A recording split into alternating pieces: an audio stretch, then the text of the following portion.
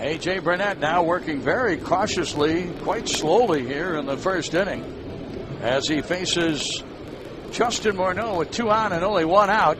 Here's a set now by Burnett in the 0-1 delivery. Swinging a drive into center. Gardner racing in. He'll make the catch. And the runners scurry back to their bases. Hudson to second and Morneau to first.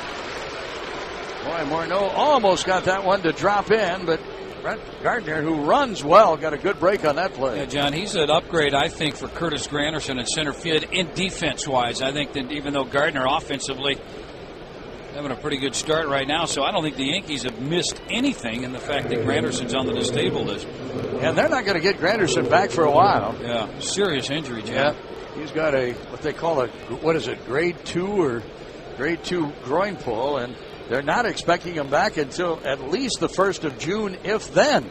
And he's been out for over a month, or will be out for over a month. Here's Kadire to bat, and Kadire takes a pitch high, 1 ball and no strikes. Michael stepping in as the number 5 hitter in the order. Hitting at .275. He has 5 home runs and 23 runs batted in. And Kadire against A.J. Burnett just 2 for 13. Hudson, the lead runner at second. Maurer behind at first. And here's the Burnett pitch. Off the outside corner. Ball 2. 2 balls and no strikes.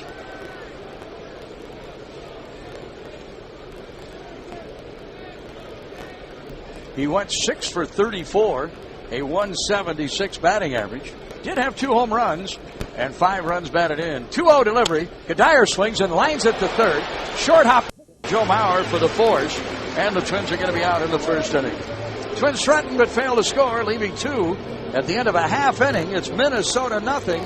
The Yankees are coming to bat. And you're listening to your home for Twins baseball.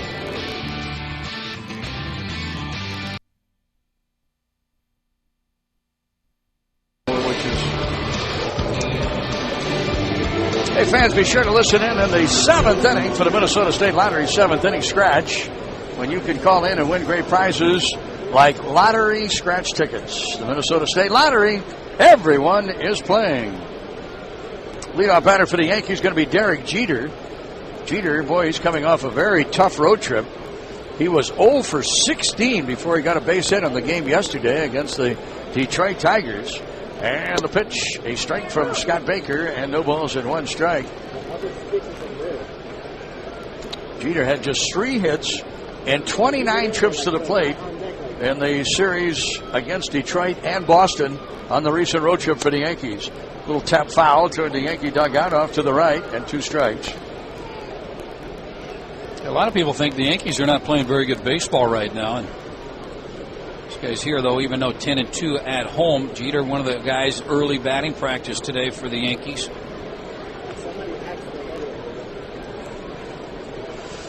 Here is the Baker pitch, and a swing and a miss, and a good breaking pitch, and a strikeout for Scott Baker. Jeter is down for the opening out for the Yankees here in the bottom of the first inning. There's no score, and now Brett Gardner will bat. The Yankees come in. They are 4th in the league in batting at .271, although they did not hit well at all in losing 3 out of 4 to the Detroit Tigers. They opened up the Boston series in the road trip, scoring 24 runs in the first 2 games. They lost the 3rd game and then lost 3 out of 4 to the Tigers. And the pitch to Gardner, and a strike is in, and it's no balls and 1 strike. Gardner's having a very good season, filling in for Granderson, as Danny mentioned. He has reached base safely in 15 consecutive games. Currently hitting .330. He's on the leaderboard in batting average. He swings and fouls. This one off to the left and out of play. And it's 2 strikes to count to Gardner. Start number 8 for Scott Baker, the Twins right-hander. 4 wins, 2 losses. Pitched well in his last start against Baltimore. He went 8 innings, giving up just 3 hits and 1 run. He left with the Twins leading 6-1, which was the final score. Gardner squibs one down the third baseline, hit the opposite way, and it's still 0-2. Prior to that start, Baker had a very good start against Detroit. Beat the Tigers in a game which the Twins won 10-5. He went 7 innings, giving up 7 hits and 3 runs. 4 wins and 2 losses. And the pitch. Low and in, and it's 1 ball and 2 strikes. Overall, Baker's pitched 43 in the 3rd innings coming into tonight's game. Allowed 46 hits.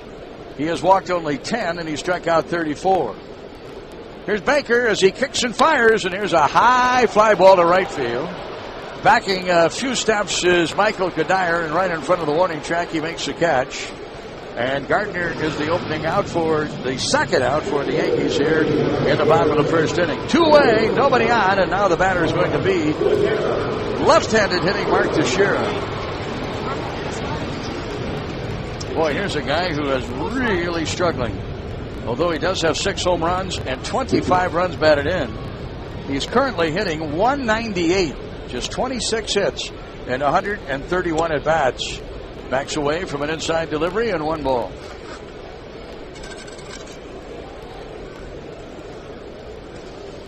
Twins have Morneau at first. Hudson is at second and playing very deep at second base. He's into the shallow right field area. Strike is into Teixeira, and 1-1.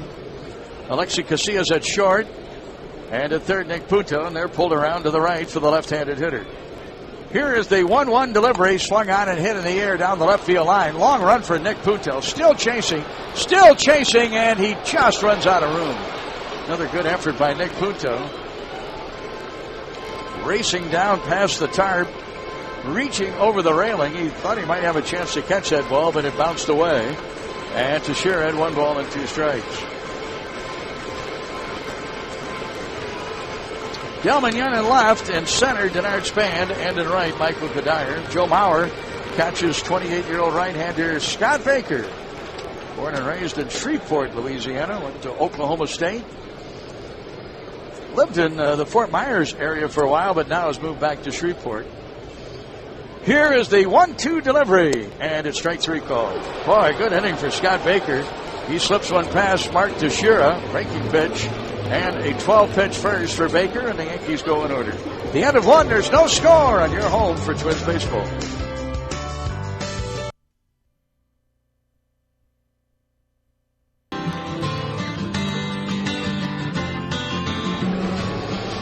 Well, the Twins had a mild threat in the top of the 1st inning, and the Yankees go out in order. Welcome back to the Treasure Island Baseball Network, everybody. Treasure Island proud to be a founding partner of Target Field. Whether you want to stay, play, or dine, the island is intended hitting Jason Kubel, and the first pitch is just a tad high, and it's 1 ball and no strikes.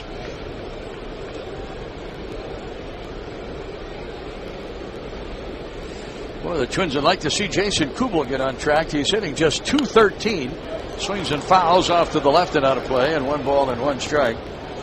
He does have a 4-game hitting streak and has decent numbers against Burnett. He's 5 for 17 against him. 2 home runs and 11 runs batted in, but Kubel, of course, is being counted on to be one of the offensive firepower guys for the Twins, and he's yet to offer a whole lot of firepower in the opening 6 weeks of the season. Here's a ball 2 balls and 1 strike to count. Breaking pitch from A.J. Burnett. Kubel to be followed by Delman Young, and then Alexi Casillas, hitters 6, 7, and 8 in the Twins order. Pitch down low, and now behind at 3-1. Burnett behind in the count at 3 balls and 1 strike.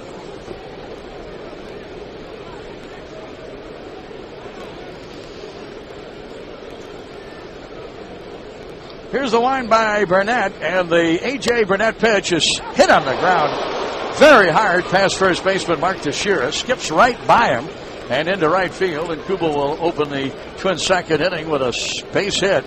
Boy, had Teixeira fielded that one, and he's Gold Glove at first base, he would have really made a spectacular play, but that ball was hit like a bullet and went right by him. He elected to kind of get his body out of the way and kind of just field that ball on the side. Yeah, that ball was scalded. So the Twins have their second hit of the game. They have a runner at first base. Nobody out, and here's Delman Young. And the first pitch to Delman is just off the outside corner. 1 ball and no strikes. Kubel 6 for 18 now against A.J. Burnett. Delman has faced Burnett 10 times and has 3 hits against him. Delman hitting at .287, 3 homers, and 14 runs batted in. Now the set by Burnett to check of the runner Kubel at first, and here's the pitch, and Delman takes it low and away, and it's 2 balls and no strikes.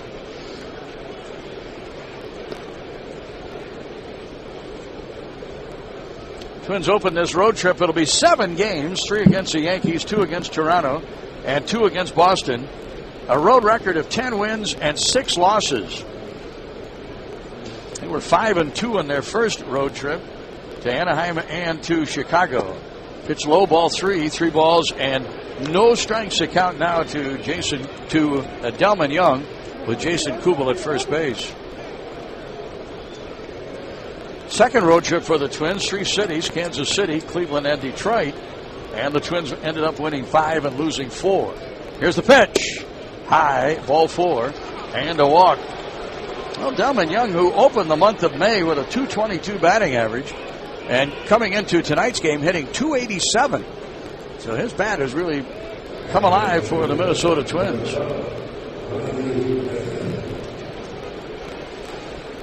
Two on and nobody out. The Twins hope to see if they can't get some runs across here in the top half of the second inning as Alexi Casilla steps up with Nick Puto on deck. Talking to Gardy, he said in this situation right here, he's going to try to bunt a little bit more with Alexi Casilla, so don't be surprised if Casilla kind of does something. He also likes the fact that Alexi Casilla handles the bat well, maybe hit and run. Batting left, and here's the bunt attempt, and it's popped up, and then it will be played by Rodriguez, picks it up barehanded, and then drops the ball. And the Twins will have the bases loaded. I'm not too sure A-Rod saw that ball right away, or the way that he did see it, to play it, because he hesitated after the ball was kind of popped up and fell down. Well, he thought he was going to go to third base, and then the pitcher, Burnett, was going to field it, and the out would have been at third base. Once he saw Burnett wasn't going to go after it, then Rodriguez had to come back in for the ball. Well, Dave Island, the pitching coach of the New York Yankees, is out now to check on A.J. Burnett, who sees the bases loaded with nobody out. This trip to the mound presented by Quick Trip. No fee ATM from Quick Trip, folks, because $20 shouldn't cost you $21.50.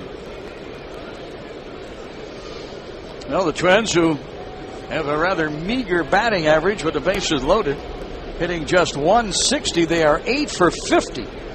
They have only 1 extra base hit. That was a double by Michael Kadire. And an opportunity here with the bases loaded.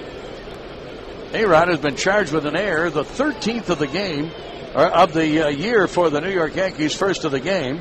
And here's Puto to bat with the bases loaded. The infield playing back, and the pitch to Puto is high and wide. Cervelli, the catcher, had to reach up to prevent that from being a wild pitch. 1 ball and no strikes.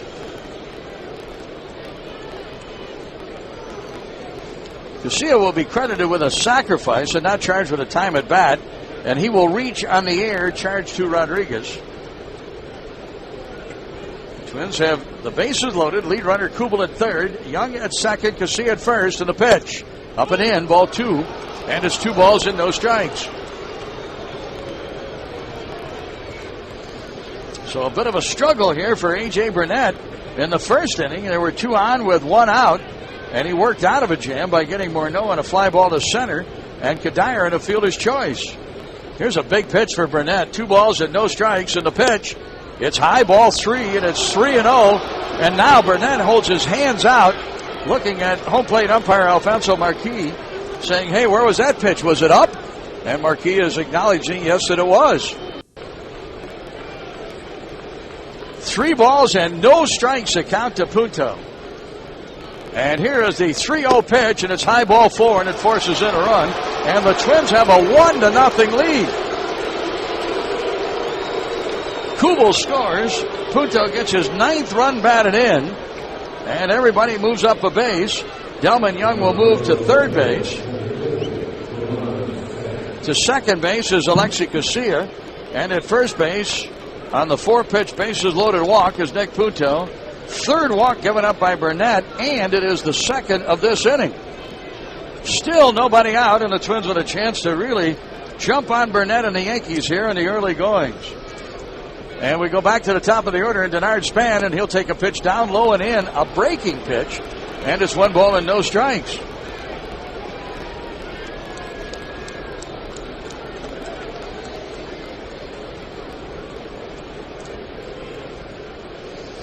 Well, it hasn't been that Burnett is that far off, but he cannot find the strike zone here. And the pitch. Low ball 2. Throw to third, and a low throw by Cervelli. Picked up nicely by Rodriguez. Delman Young scurries back to the bag safely. And it's 2 balls and no strikes to count to Denard Span.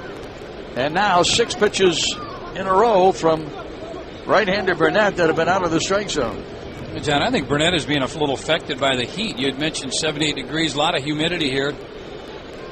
But he's just always going to the rosin bag. There's a strike in there as Span takes all the way. The crowd responding to the strike call. And it'll be a count of 2 balls and 1 strike.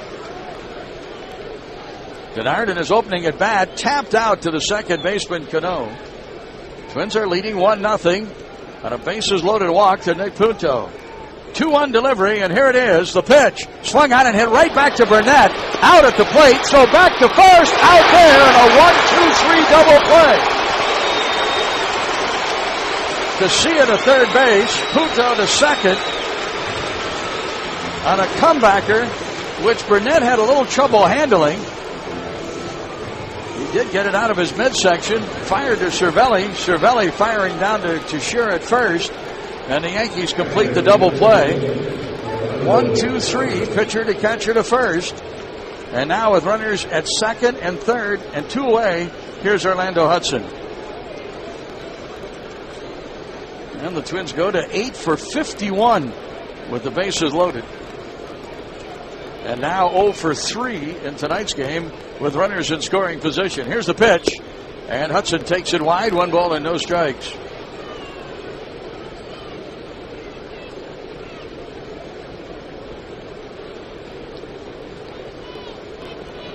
At third, Casilla. At second, Punto.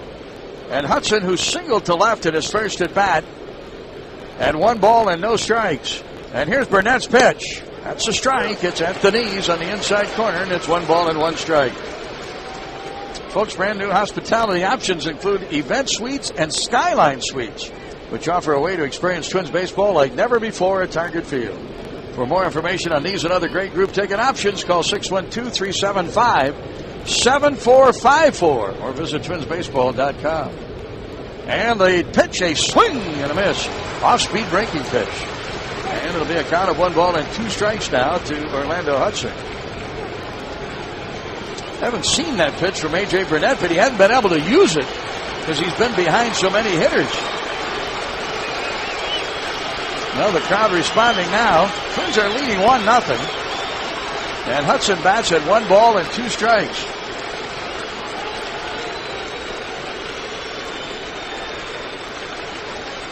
Here's the delivery by Burnett on 1-2 to Hudson, and the pitch is wide. It's 2 balls and 2 strikes. Both Orlando Hudson and CC Sabathia spoke to a group of inner-city youngsters before the game. Part of a program that both Orlando and CC are a part of. Now a 2 ball, 2 strike delivery. Burnett sets and delivers, and a swing and a miss. He struck him out with a curveball. Well, A.J. Burnett works out of a huge jam. With the bases loaded and nobody out, all the Twins can gather is 1, and they take the early lead. The end of an inning and a half. Twins 1, Yankees nothing on your home for Twins baseball.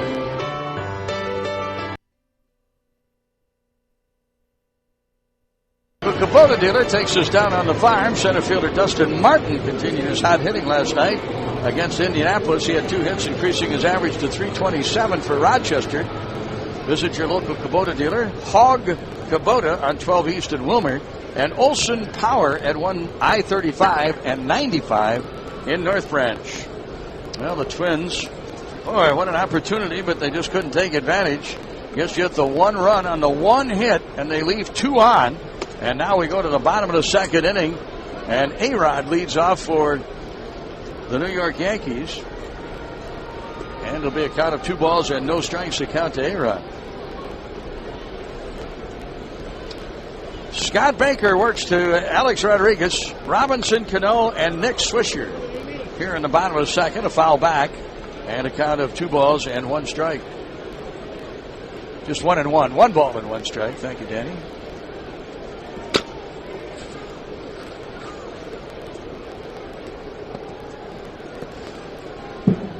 Scott Baker works to A-Rod, hitting at .272, but he has just 3 home runs. Swing and a miss. And it'll be 1 ball and 2 strikes to count to Alex Rodriguez. 0 for 7 against Baker. Rodriguez has played in 33 games, has 8 doubles, 2 triples, and just 3 home runs. Baker ahead now at 1-2 to A-Rod, and the pitch popped up. Looks like it'll reach the seats. Joe Mauer takes his mask off and watches this one drift about 10 rows back behind the screen behind home plate. And the count remains at 1-2.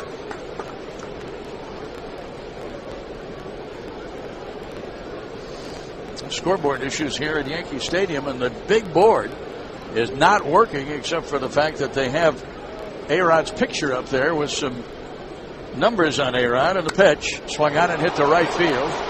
Lazy fly ball to Michael Kadire, and Michael waits and makes the catch, and Rodriguez will be the opening out for the Yankees. 1-0, the Twins are leading. A bases loaded walk to Nick Punto.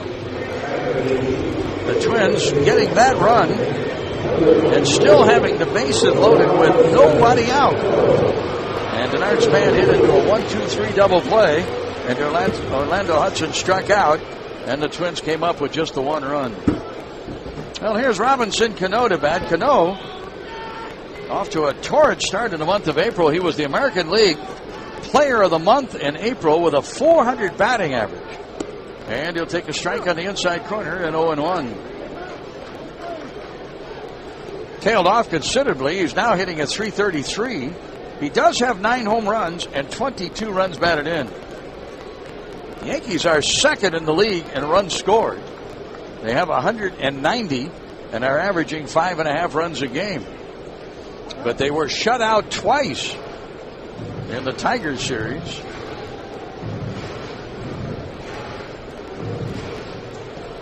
Winning just once and losing 3. Right back is Baker in the pitch. Inside, almost hit him. And it's 1 ball and 2 strikes. Cano 2 for 6 lifetime against Scott Baker.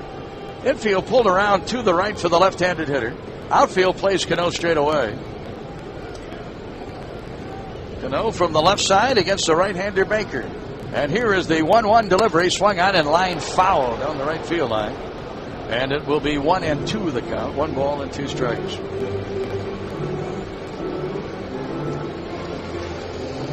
Well, certainly no secret, and something that has been well documented. Ron Gardenhire has really had trouble winning in New York since taking over as manager of the Twins in 2002. The Twins have won only 3 games under the reign of Ron Gardenhire. Fastball jammed and fouled off to the left. And they have lost 23. Boy, last year the Twins had 4 losses, excruciating losses to the Yankees here at the new Yankee Stadium. 3 of the 4 losses were walk-off hits by the Yankees, and the 4th loss was in extra innings. Here's Baker now on a 1-2 delivery. This one fouled crisply past first base coach for the New York Yankees,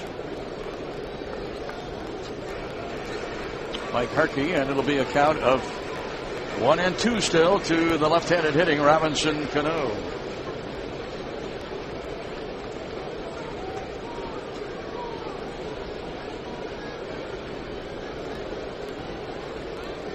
Here is the Baker pitch, and it is swung on and missed. A fastball, and he strikes him out. So Baker gets the best of Robinson Cano on the 7th pitch. 6 of the 7 pitches were strikes. And Cano is retired. 2 in a row for Baker here in the 2nd inning. 5 in a row overall. And now Nick Swisher will bat. Mick Kelleher, the first base coach for the Yankees. And the third base coach is Rob Thompson. Swisher bats with 2 away. 3 strikeouts now for Scott Baker. And Swisher steps in. Swisher left the first game of the doubleheader that the Yankees played with the Tigers on Wednesday. He had a sore left bicep. He swings and fouls, strike 1, no balls and 1 strike. Did not play in the game yesterday. Swisher steps in with a .297 batting average 7 home runs and 24 runs batted in. 3 for 11 with a homer against Baker. And he'll look at a strike, and it's 0-2. Twins lead 1-0. A bases loaded walk to Nick Punto, the only run of this game.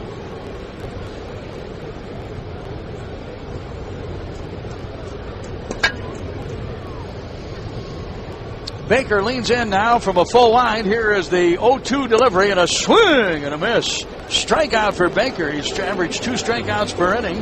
He has 4 through the first 2 innings of pitching. Then the Yankees go down in order for the second inning in a row. Now at the end of 2 innings, Twins lead 1-0 on your home for Twins baseball.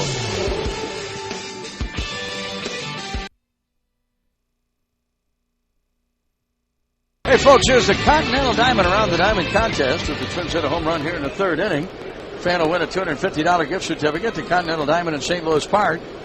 And our contestant tonight is Steve Delwo from Oakdale. To register, visit ContinentalDiamond.com.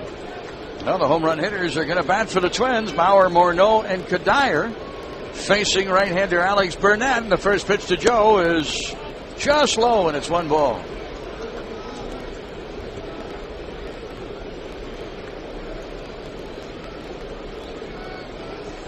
Burnett works to Joe Mauer, who drew a walk, 1 of 3 that Burnett has given up so far in this game. That was back in the 1st inning. And the pitch, line drive, center field, and it drops in for a base hit. Mauer reaches with a single, and the Twins have their 3rd hit of the game, and Justin Morneau will bat. So Joe Mauer with that base hit into center field. That means that Andre Ulrich will be back to play the Cub Foods $100,000 hot streak again tomorrow. And Andrea wins a daily prize, and her streak is at 1 game. Register to play at your local participating Cub Foods.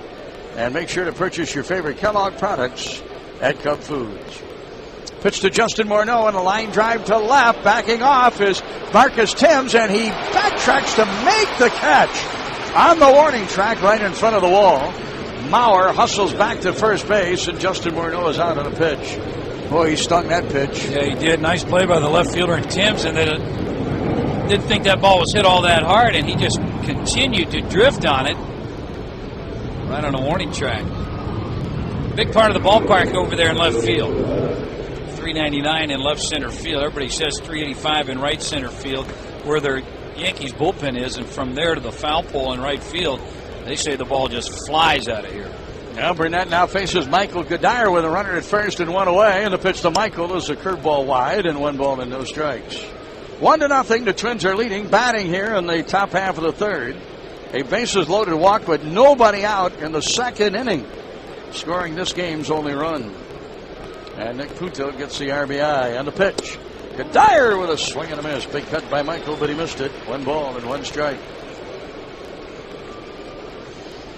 Mentioned Burnett had a tough go in his last start against the Red Sox, a game which the Sox won 9-3.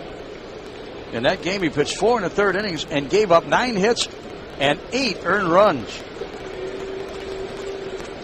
Swinging a foul back by Michael Kadire, and now it is 1 ball and 2 strikes to Michael.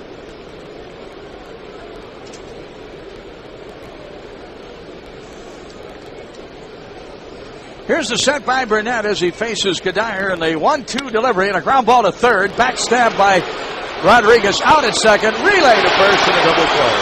Around the horn, boy, Michael Kadire can't hit the ball any harder. A nice backhand stab by Alex Rodriguez. He starts the double play, the 2nd of the game for the Yankees. And the Twins are out here in the top half of the 3rd inning. At the end of 2 1/2, Twins lead 1-0 at your home for Twins baseball.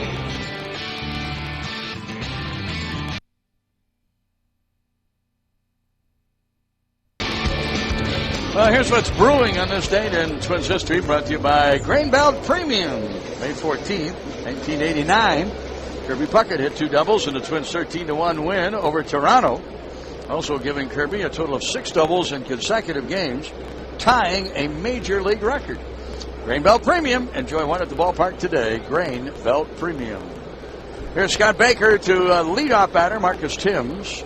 He is the number 7 hitter for the New York Yankees. Baker has mowed down 6 in a row to start the game. Twins are leading 1-0. A bases loaded walk to Nick Puto in the second inning. 1 strike the count to Marcus Timms. And right back, a swing and a miss on a breaking pitch, and it's 0-2. Well, Timms playing in his 17th game, hitting .341, 7 homers and 5 runs, 1 home run and 5 runs batted in. He is 8 for 26 with 4 homers against Scott Baker. Takes a pitch wide and high, and it's 1 ball and 2 strikes. Timms was a spring training invite that ended up making the 25-man roster out of spring training. And the pitch. Line drive, base hit. This one's through the left side of the infield. And the Yankees have their first base runner of the game. A leadoff single by Marcus Timms to start things here in the 3rd inning.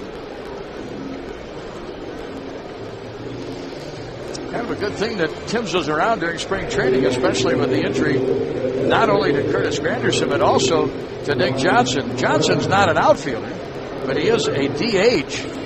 And Timms has the opportunity to DH some and also play in the outfield. And John, they needed that right-handed pop, a guy that can fill in at left field once in a while, DH, and be that left-handed guy off the bench. And they traded away Melky Cabrera. Here's the pitch down low to Juan Miranda, who just recently was called up from Scranton, a AAA affiliate in the International League for the Yankees. Miranda 0 for 3 in his first game. A left-handed hitter. He's going to be used as a DH off the bench for Joe Girardi, mostly against right-handed pitching.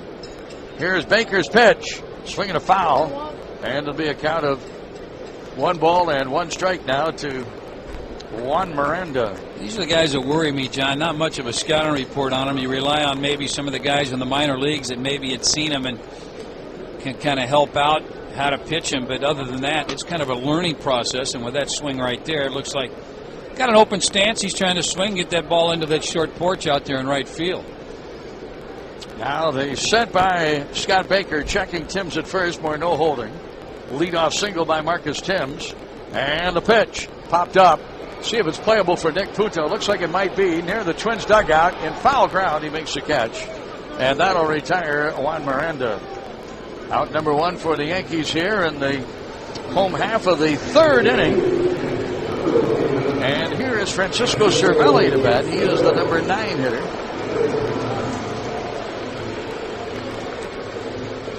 Filling in for Jorge Posada, backup catcher for the Yankees. And in 17 games, Cervelli is batting .408. He has 20 hits in 49 at-bats. No homers, 13 runs batted in. And 1 for 1 in the only time that he has faced Scott Baker. Yankee lead for Marcus Timms at first, and here's the pitch to Cervelli, and a breaking pitch is in for a strike, and it's 0-1.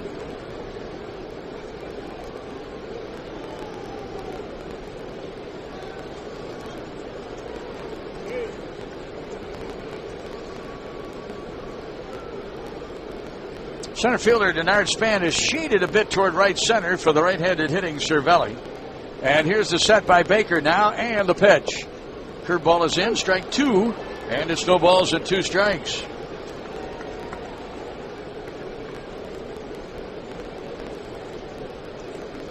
Twins lead 1-0 on a bases loaded walk to Nick Puto in the 2nd inning. The only run thus far in tonight's game.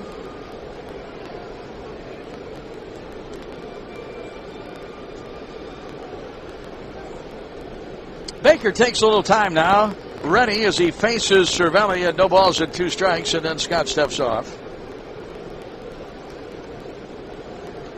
Baker was the opening day starter for the Twins back on the 5th of April. Pitched against the Los Angeles Angels and took the loss in that game. It was his first career opening day start. Now Timms with a good safe lead. The Yankees are a decent running team, and the pitch is down low, and it's 1 ball and 2 strikes. They have 29 stolen bases in 36 tries.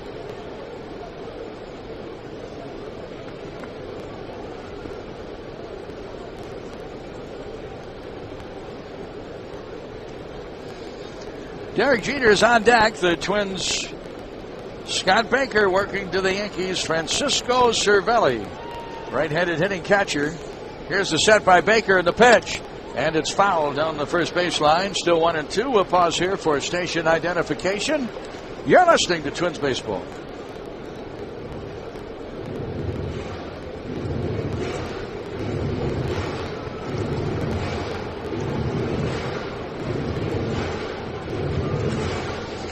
Scott Baker works to Francisco Cervelli in the bottom of the third inning. The Twins are leading 1-0. Opening game of the 3-game series for the Yankees, and the opening game of a 7-game road trip for the Twins.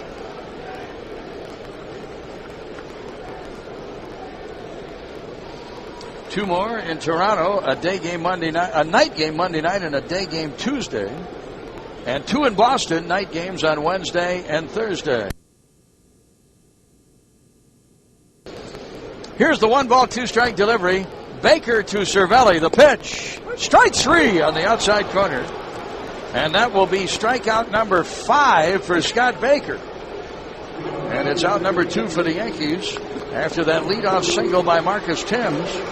Miranda and Cervelli have gone out in a foul pop-up and a called third strike. And here's Derek Jeter to bat. Baker's career high strikeout is 10, and his season high strikeout is 8, which was his last start against Baltimore. Well, Jeter steps in just recently. Jeter passed Lou Gehrig in games played as a Yankee. 2,165, and the pitch to Jeter is low, 1 ball and no strikes. Might be a while before Jeter becomes the all-time Yankee in games played. That belongs to Mickey Mantle at 2,461. He will get them, though, won't he? I think so. I do, too.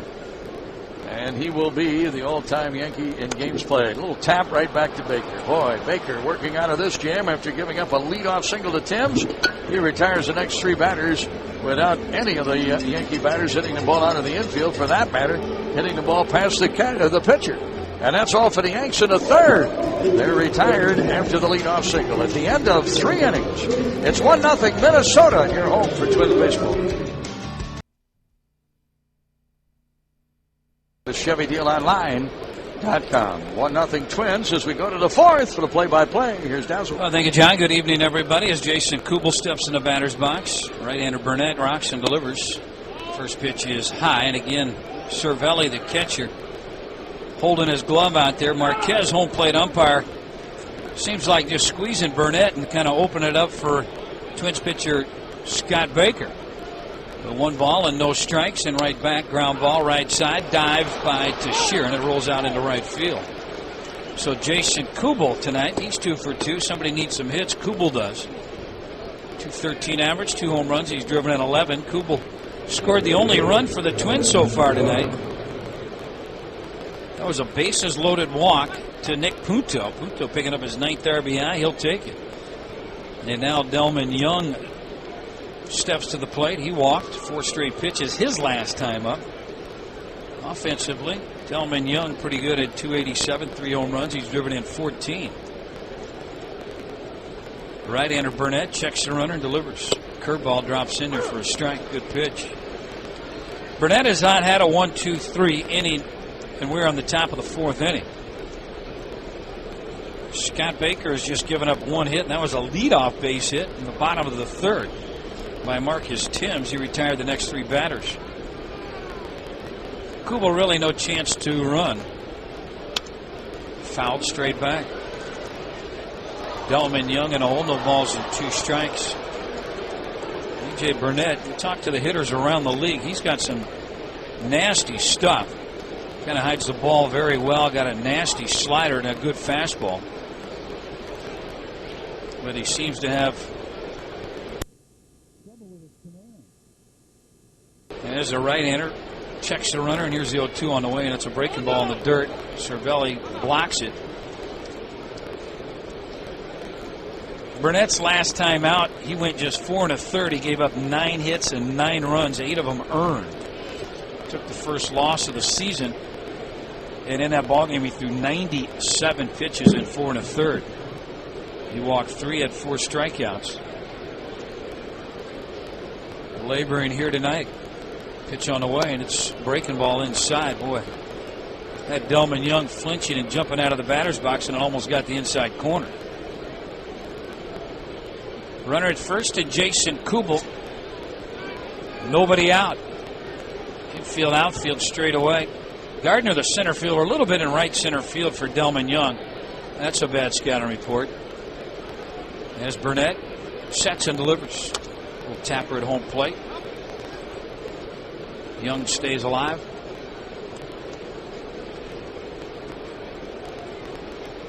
And Burnett pretty impressive since 2007. Burnett, most wins at 40. He trails Roy Halladay with 46. CC Sabathia, teammate, at 45. Burnett has 40. He's tied with Verlander, so he's up there in the wins list. Fouled off right side. So Young stays alive. He's also 5th in strikeouts with 528 innings pitched. He's also 5th with 545. Lincecum leads with strikeouts 619, but Roy Halladay, innings pitched, swung on and missed. Boy, overmatched there. Delman Young will head back to the dugout. Second strikeout for Burnett here tonight. And now with 1 out, Alexi Casilla will bat. Alexi Casilla had a sacrifice bunt with 1st and 2nd. The Twins scored their only run in the top of the 2nd inning. He laid a bunt down. A-Rod, the third baseman, came in, fielded it, and bobbled it, dropped it. Casilla was safe. A-Rod charged with an error. His 3rd of the year. Kubel still at first. Little jam shot, shallow center field. Long run for Gardner. Gardner's coming on, and he'll put it away. That center fielder, Gardner, he can cover some ground. Scrappy little kid, just about 5'9". So 2 down, number 9 hitter Nick Punto steps to the plate.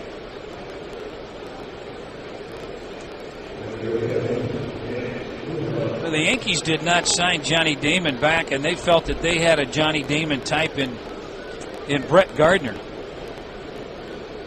And saved some money, and then they also offered Johnny Damon a nice contract around the $12 million range. Johnny Damon was looking more for like a 2 or 3 year deal. Turned it down, and he signed a $7 million deal with the Detroit Tigers for 1 year. Fouled off down the left field line. Some of the writers are still critical of the Yankees for not signing Johnny Damon. They feel like one thing about Damon, he's played in every game for the Detroit Tigers so far, and he was a gamer for the Yankees. He's always been a gamer. I think his skills have diminished a little bit. Yep. Defensively in the outfield, I think that's what they were worried about. They wanted to shore up some defense. Pitches high to Punto, 1 ball and 1 strike.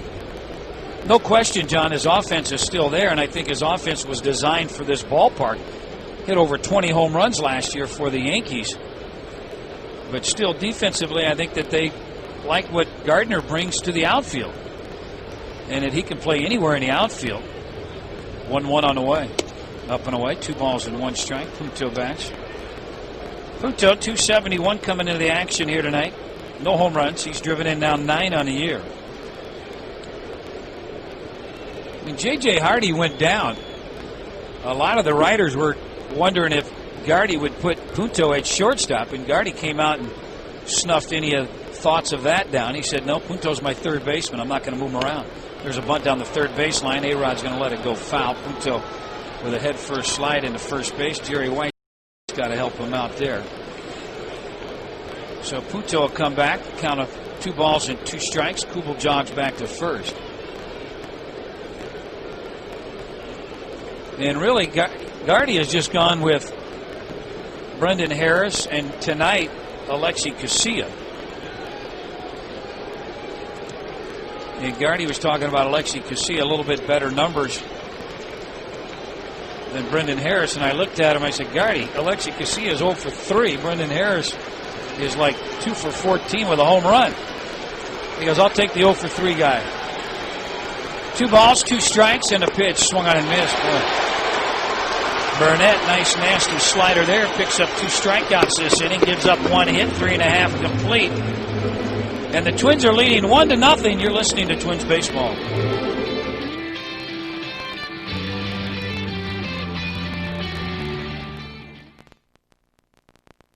This heavyweight bout is about to begin.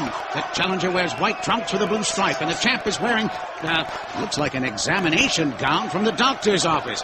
And from the back, we can... Ooh, that's not pretty. Champ, what's with the crazy getup? I've got to take care of my family. Yeah, so? Well, when you love your family, you got to go in and get those important medical screenings. A lot of potentially deadly diseases can be treated if you catch them in time. So you wear the examination gown because... Because I'm a real man. Real men take care of their families and get those tests. Real men wear gowns. Okay, champ. Good luck.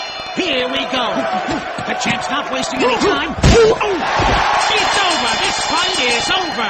Champ, you barely broke a sweat. Any words for your fans out there? Remember, go to ahrq.gov for a list of the tests they need to get and when to get them. What was that web address again? ahrq.gov. And remember, real men wear gowns. Go to ahrq.gov. This message brought to you by the U.S. Department of Health and Human Services, AHRQ, and the Ad Council.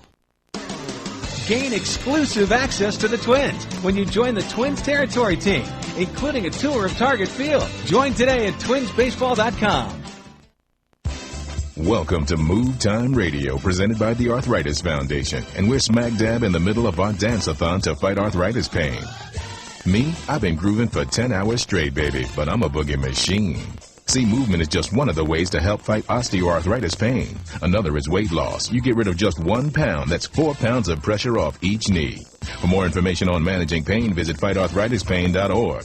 Then meet me on the dance floor. This message brought to you by the Arthritis Foundation and the Ad Council.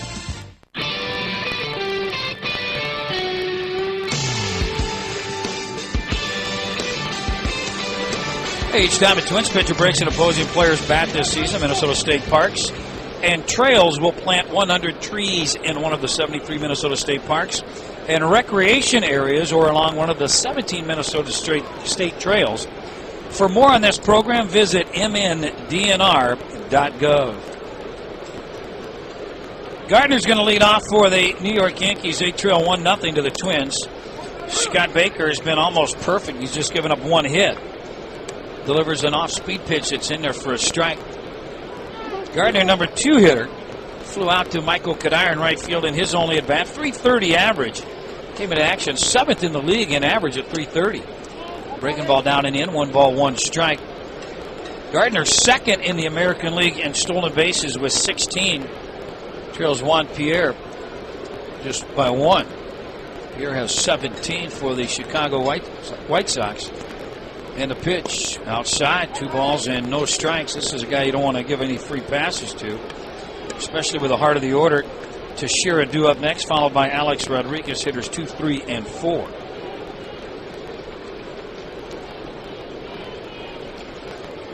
Here's a 2-1 on the way.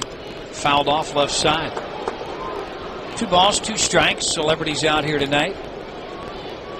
One of John Gordon's favorite rappers and Jay-Z's here with Beyonce. And the Yankees announcing today that they're going to have a Jay-Z concert with Eminem. It'll be the first one here at Yankee Stadium. And you had mentioned they're going to have a boxing match as well. Yeah. Right-hander Baker looks in, kicks and delivers. Swung on, hit well to right field. Kadire's going to turn around and look up. Gone. We're tied up 1-1. Gardner connects for his 2nd of the year.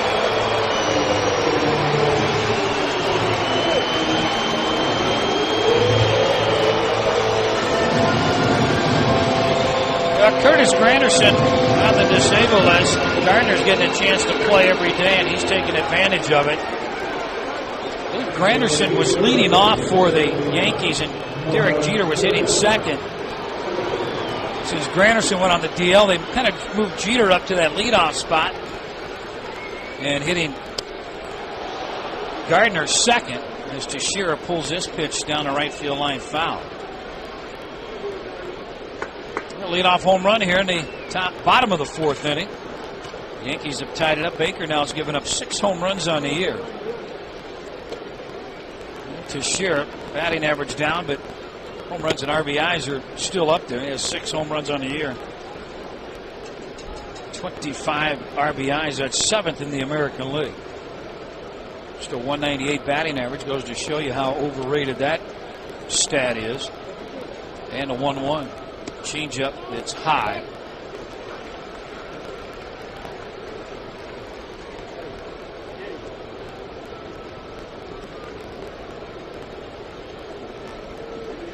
First of 3 here at Yankee Stadium. Twins taking on the second place Yankees. Little jam shot down the right field line. That's going to fall in. Kadire over to cut it off, and he's going to hold Teixeira to a single. Third hit for the Yankees, and now Alex Rodriguez steps to the plate. Well, here's where I think the Twins pitchers have been in a little bit of trouble. They've kind of been cruising along, and then all of a sudden they'll have that big hiccup of an inning. And a leadoff home run by Gardner. Now made a good pitch. Jammed Teixeira, might have broke his bat. He's not strong enough to get it out into right field. Dangerous Alex Rodriguez. Here's a guy that's ready to bust out any time. Just 3 home runs. He's driven in 22. And a pitch inside.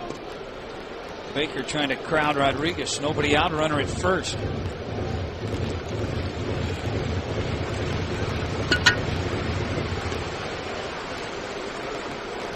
Well, Rodriguez with the big 2-run homer in the playoffs last year. The opposite field home run.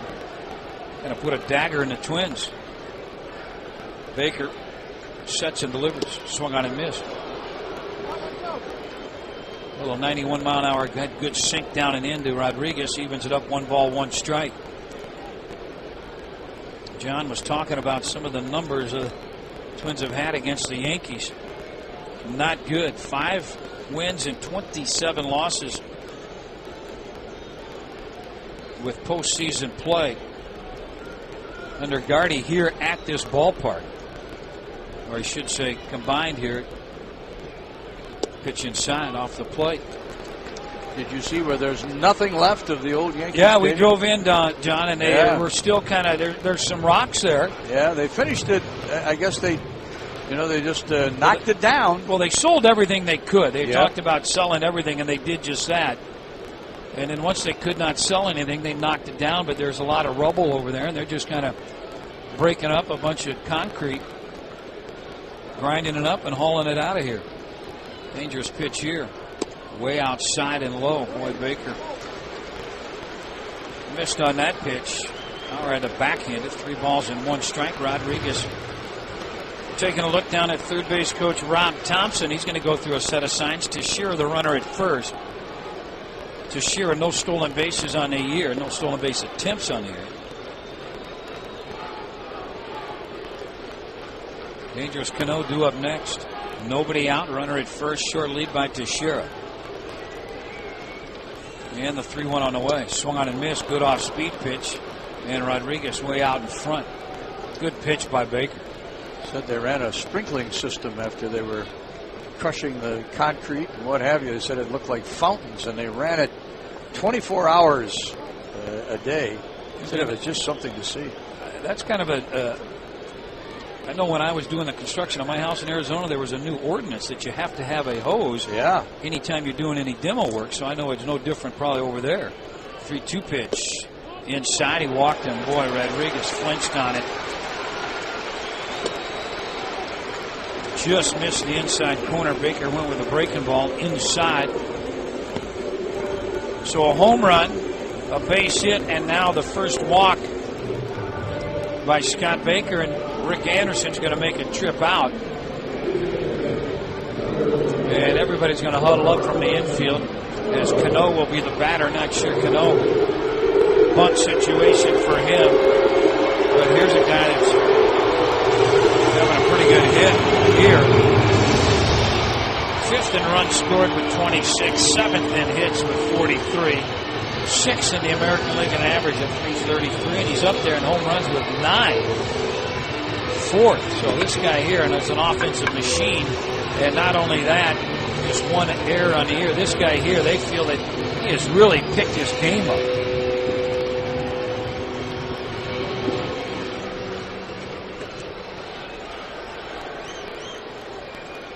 We are in the bottom of the 4th inning. Yankees threatening to take the lead. They've already tied it up. Twins got their lone run in the top of the 2nd inning on a bases-loaded walk to Nick Punto. Pitch to Cano. Inside.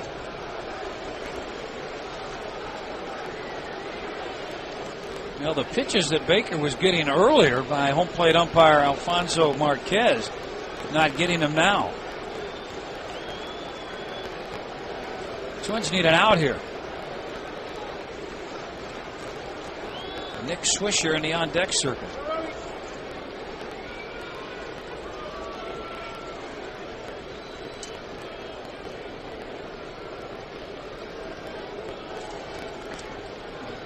It's Randy Wynn and would be batting for Swisher. Swung on, jammed down the right field line. This ball could be trouble, and it's going to go fair into the corner. One hop. It's going to be a double as Teixeira touches home plate, and they lead 2-1. Lost it into the corner. The umpire at first base, Tim Timmons, came up, said 2 bases. Not sure if it bounced into the stands or if a fan touched it. A fan reached over and touched it. Ground rule double. If it stays in there, there's a chance Rodriguez scores from first base. So Randy Wynn will bat for Nick Swisher. Randy Wynn coming over from the Giants. And here's a guy that they signed quickly right after Johnny Damon turned down the offer from the Yankees. They went out and picked up Randy Wynn. Infield back. Pitch from Baker. Slider down and in, ball 1.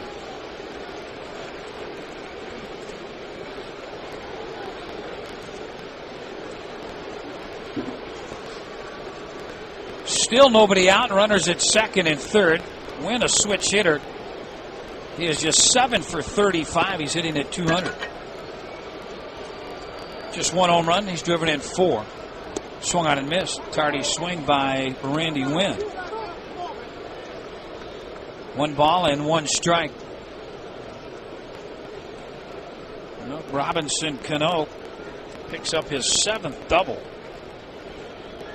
23rd RBI.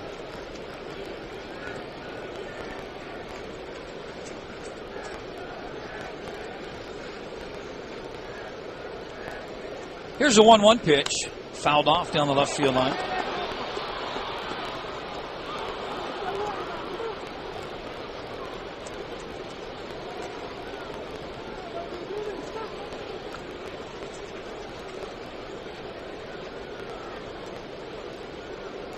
Punto back at third base. Justin Morneau just a few feet behind first base. So anything on the ground to Morneau, he should be able to check A-Rod at third base. Baker steps off, asks Bauer to go through a fresh set of signs. So anything on the ground up the middle is going to score a run and move somebody over, Cano over to third base. Win in the hole, 1 ball and 2 strikes. And the pitch. Swung on and missed, blew it by Wynn. So Wynn comes on and strikes out for the first out. 6th strikeout for Scott Baker. Swisher must have hurt himself. He had a strikeout in his only at bat. Well, we mentioned earlier that he left the second game of the doubleheader on Wednesday and didn't play yesterday with a sore left bicep. But he took treatment earlier today and evidently was pronounced fit to play because he was in the starting lineup. Now that frustrates a manager when you say, hey, I can go ahead and go. You're in the lineup and then you have to come out. Now I'm as short a player early in the ballgame. Infield's still going to play back on Marcus Timms. Pitches up and in. Boy, arched the back of Timms. Good fastball that rode up and in on Marcus Timms. Timms had the first hit, a leadoff single in the bottom of the 3rd inning for the Yankees. Hits are even now at 4 apiece.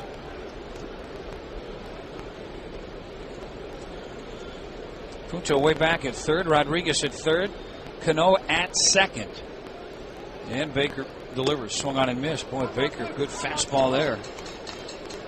Evens it up, 1 ball, 1 strike.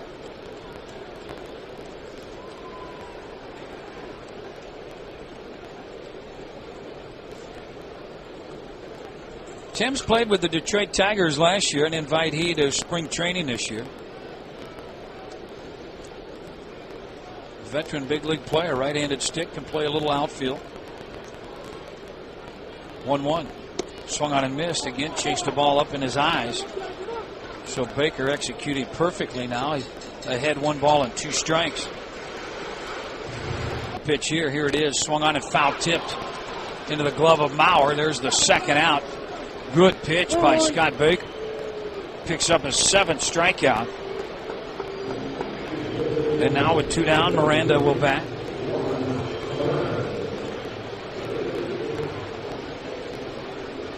Scott Baker had 8 strikeouts earlier this year, has a career high of 10. We're just in the bottom of the 4th inning.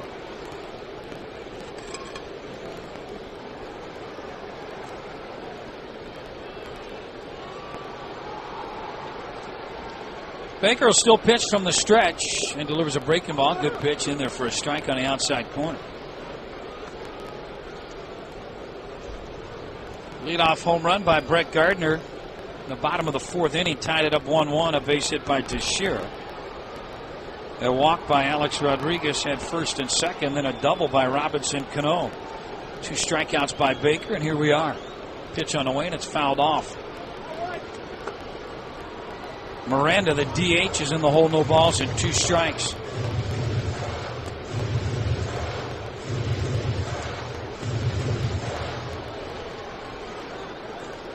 Baker to the back of the mound. He'll rub up this baseball before he climbs back up on the mound.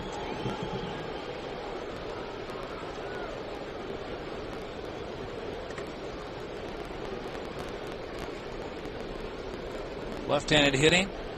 Juan Miranda in the box and now steps off.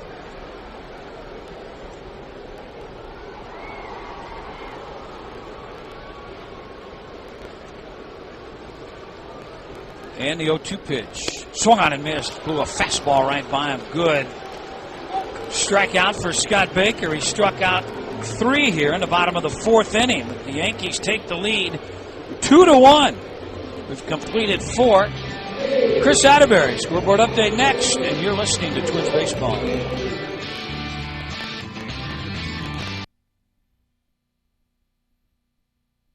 That's going to be the top of the order for the Twins. We start the top of the 5th inning. Denard Span, followed by Orlando Hudson, Joe Mauer. Span 0 for 2, has failed to get the ball out of the infield, grounded out to the second baseman in the first, hit into a rare 1-2-3 double play. Denard batted with the bases loaded and just 1 out. Gets in the box, touches home plate with his bat, and he's ready to hit. Right-hander A.J. Burnett delivers. Pitch is low, got the plate as Denard Span squared around a bunt, pulled it back. Strike 3 looking, boy. Denard Span jumped back out of the way, thinking that ball was inside. 4th strikeout for Burnett. And Orlando Hudson will bat. It's time for the U.S. Bank Email the Game. Comes from Mike. Recently, I had an opportunity to tour Target Field. We were able to see the visiting team's clubhouse, which I understand is not quite as nice as the Twins. In your opinion, what makes a good clubhouse, and how do other stadiums compare? Do you have a clubhouse story you'd like to share? Ground ball to Teixeira. He knocks it down right on the bag, and still on one knee, picks the ball up and touches first base. So Hudson swings at the first pitch, and he'll be the second out. Mauer bats. Got a clubhouse story, John? I can tell you one thing about the Yankee clubhouse, which I did not notice last year when I was there. Do you know every cubicle has a computer? Yep. It's mounted. Wow, I didn't see that last year. That's I think unique. I don't know. First of all, I think we should say that all of the modern stadiums, Camden Yards, Safeco, Comerica, Target Field, Miller Park, all of the new stadiums have very, very nice clubhouses. And the home clubhouses are just a touch better than the visiting clubhouses. Yeah, I think so, as Mauer takes a pitch in there for a strike. You know, I have not been in the visiting clubhouse at Target Field. Neither have I. And I can't imagine it not being somewhat nice. It is. You know what? I kind of didn't walk through the clubhouse, but I walked through the hallway that gets you down onto the field. Slow curve outside to Mauer. 1 ball, 1 strike, 2 down. We're in the top of the 5th. You know, Yankees lead 2-1. Clubhouses today, the home clubhouses have weight rooms adjoining the They have clubhouse. weight rooms that are better than some of the gyms that you can yeah. go to. Sure, and even the visiting clubhouse at Target Field, they've got a visiting clubhouse weight room. 3 swimming pools, I should say, for the Minnesota Twins in their training room. Right. 3, and I shouldn't call them swimming pools. They're, what do they call them? Exercise. Yeah. They're they're bigger than a they're 12-man. spas. Yeah, they'll hold 8 guys in a jacuzzi. The one spa, Danny, is like 8 feet deep. Yes, and it has a track on it, a running track underneath that you can run underwater, and they have video cameras underwater, so you can be in the training room watching the gentleman or who's ever in the pool. Swung on, hit well to left center field, long run for Timms. He's going to look up, and it's off the wall. It's a home run. It is a opposite field home run for Joe Mauer, and we are tied up 2-2. Boy, there's a pole in between the fans and the bullpen of the Minnesota Twins, and it hit that pole right in the middle. So Mauer has connected, picks up just his second home run, an opposite field blast. Boy, Mauer crushed that ball. Good call by the umpire, and Tim Cheetah getting out there and reading that ball right away. Morneau steps to the plate. Justin 0 for 2. Hit the ball well his last time up to the left fielder, Timms, and he caught it on the warning track. Pitch down and in. Burnett's now just given up 3 home runs on the year.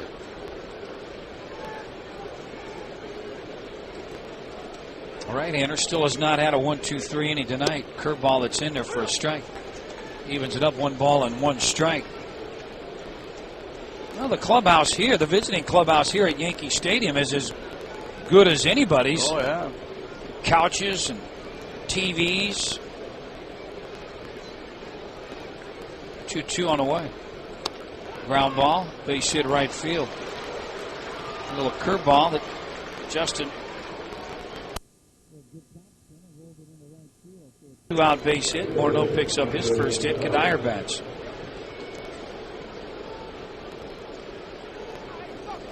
Now these clubhouses, I know that you can hide. Oh, yeah. I remember the old Metrodome clubhouse. We would go back, and the weight room, the dining room, as you leave the clubhouse to go to the back, is off limits to the media. And I remember Sid Hartman, after a ball game, nobody would be out in the clubhouse. Would be back there eating and working out. And Sid finally walked back there, and guys tried to run him out. Pitch outside and low. I went to the Yankee clubhouse tonight. I wanted to see Gene Monahan, the longtime trainer for the New York Yankees, who has had some problems health-wise, and he is back home training but does not travel with the club. But Steve Donahue, the assistant trainer, took me back. There's an area in the Yankee clubhouse in the back room. Line drive, center field. Gardner's coming on, and he'll make it. Catch. Boy, that ball just stayed up a little bit too long. Twins do pick up 1 run on the home run by Joe Mauer to tie this ball game up. 4.5 complete. We're knotted up 2-2, and you're listening to Twins Baseball.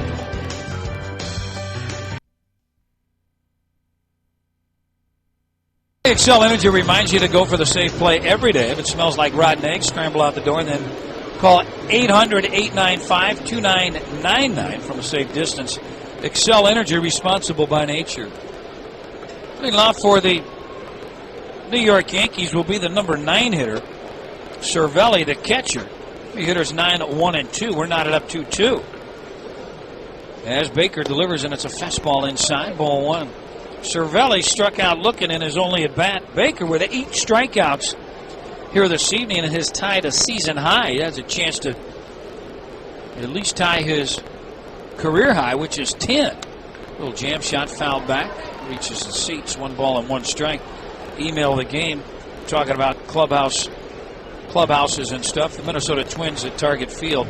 The home clubhouse is shaped like a football, and they wanted everybody to kind of be able to see everybody in a clubhouse rather than have pillars. And that's one thing that Jerry Bell and Billy Smith, they did, is that they didn't want pillars. Line drive to Casilla at shortstop. First time Casillas had a chance to touch the baseball. Little line out, soft liner, 1 down. We'll go to Derek Jeter will bat. Is that when they designed it, some of the old clubhouses had those columns in there to hold up the ballpark. And he goes, we don't want that. And it's very well made in that everybody can kind of see everybody from their views, and they've got couches and tables out there. The thing I don't like is if you sit in front of your locker, we always like guys to we'd turn their chair around. We didn't want them looking into their clubhouse, into their locker. We wanted them to look out at the other players. And now that's kind of gone away a little bit. Ground ball left of Casilla. He'll gobble it up and cross the diamond to retire Derek Jeter. Boy, Jeter 0 for 3 here tonight. He's scuffling a little bit. I was talking a little bit about going to visit Gene Monahan, the Yankees in their clubhouse, to get back to the trainer's room. You feel like you're going back into almost to a dungeon, and they have this long hallway. Steve Donahue was telling me it's called the Green Mile, and it just goes on forever. And you finally get back to the trainer's room, and I did have a nice chat with Gene. He seems to be doing better, and he said that he has a doctor's appointment just before the Yankees come to Minnesota for their 3-game series, not this next week, but the week after. And Gino's going to request to his doctor that he make the trip. It's just a 3-game trip for the Yankees, and then they come right back home. He said he'd like to see Target Field. Well, let's hope he gets the okay. Yeah, I hope he does too. 1 ball, no strikes. Baker delivers an off-speed pitch in there for a strike. 1 ball, 1 strike. Of course, John, your ties to the New York Yankees, AAA broadcasting, and then you got your first big league gig here, wasn't it? Yeah, well, or was Baltimore? Baltimore was the first big league gig, and then it was here for 5 years. But you know, I was telling you earlier, a little flare down the left field line. Delman Young coming on. He's going to have to let it fall in. So a 2-out base hit. Gardner was a threat to run. There really aren't too many here. Steve Donahue was at AAA when I was at AAA, and Gene was here at the big leagues. Yeah, and there's a couple of front office people that are still here. Who was the lady here in the booth? Debbie Nicolosi. One of the front office people, yeah, right? She's one of the front office people. But, you know, I'm kind of, you know, they say once a giant, always a giant. You come up with that organization. Oh, yeah. I mean, don't you still feel that you've got ties to the Yankees? Some, not very much, you know, because so many people have left. I hardly know anybody. When you come back here, you know, there isn't anybody here that you really know, with the exception of the 2 trainers I mentioned and a couple front office people. Line drive down the right field line could be trouble. Gardner can run.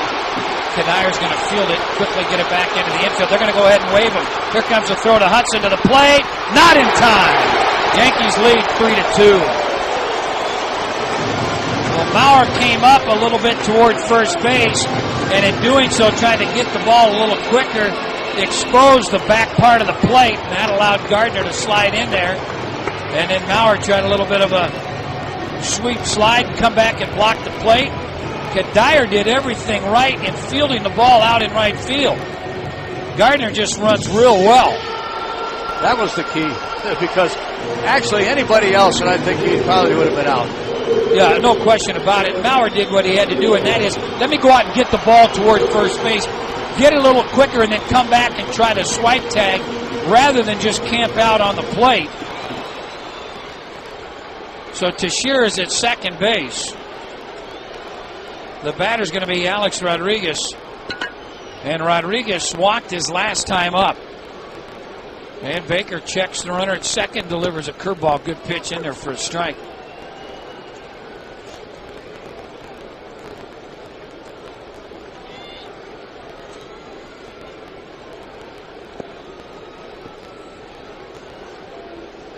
So Teixeira picking up his 26th RBI. No balls and a strike. Swung out and missed. Off speed pitch. And Rodriguez out in front. Now he's in the hole. No balls and 2 strikes. Well, if you'd like to send us a question for our U.S. Bank email of the game, send it to John and Dan at twinsbaseball.com. And it's John, A-N-D, at twinsbaseball.com.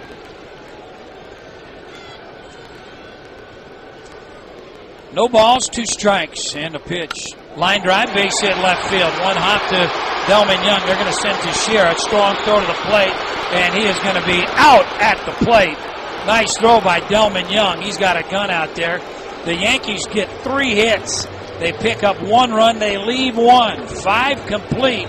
Yankees lead 3-2, and you're listening to Twins Baseball.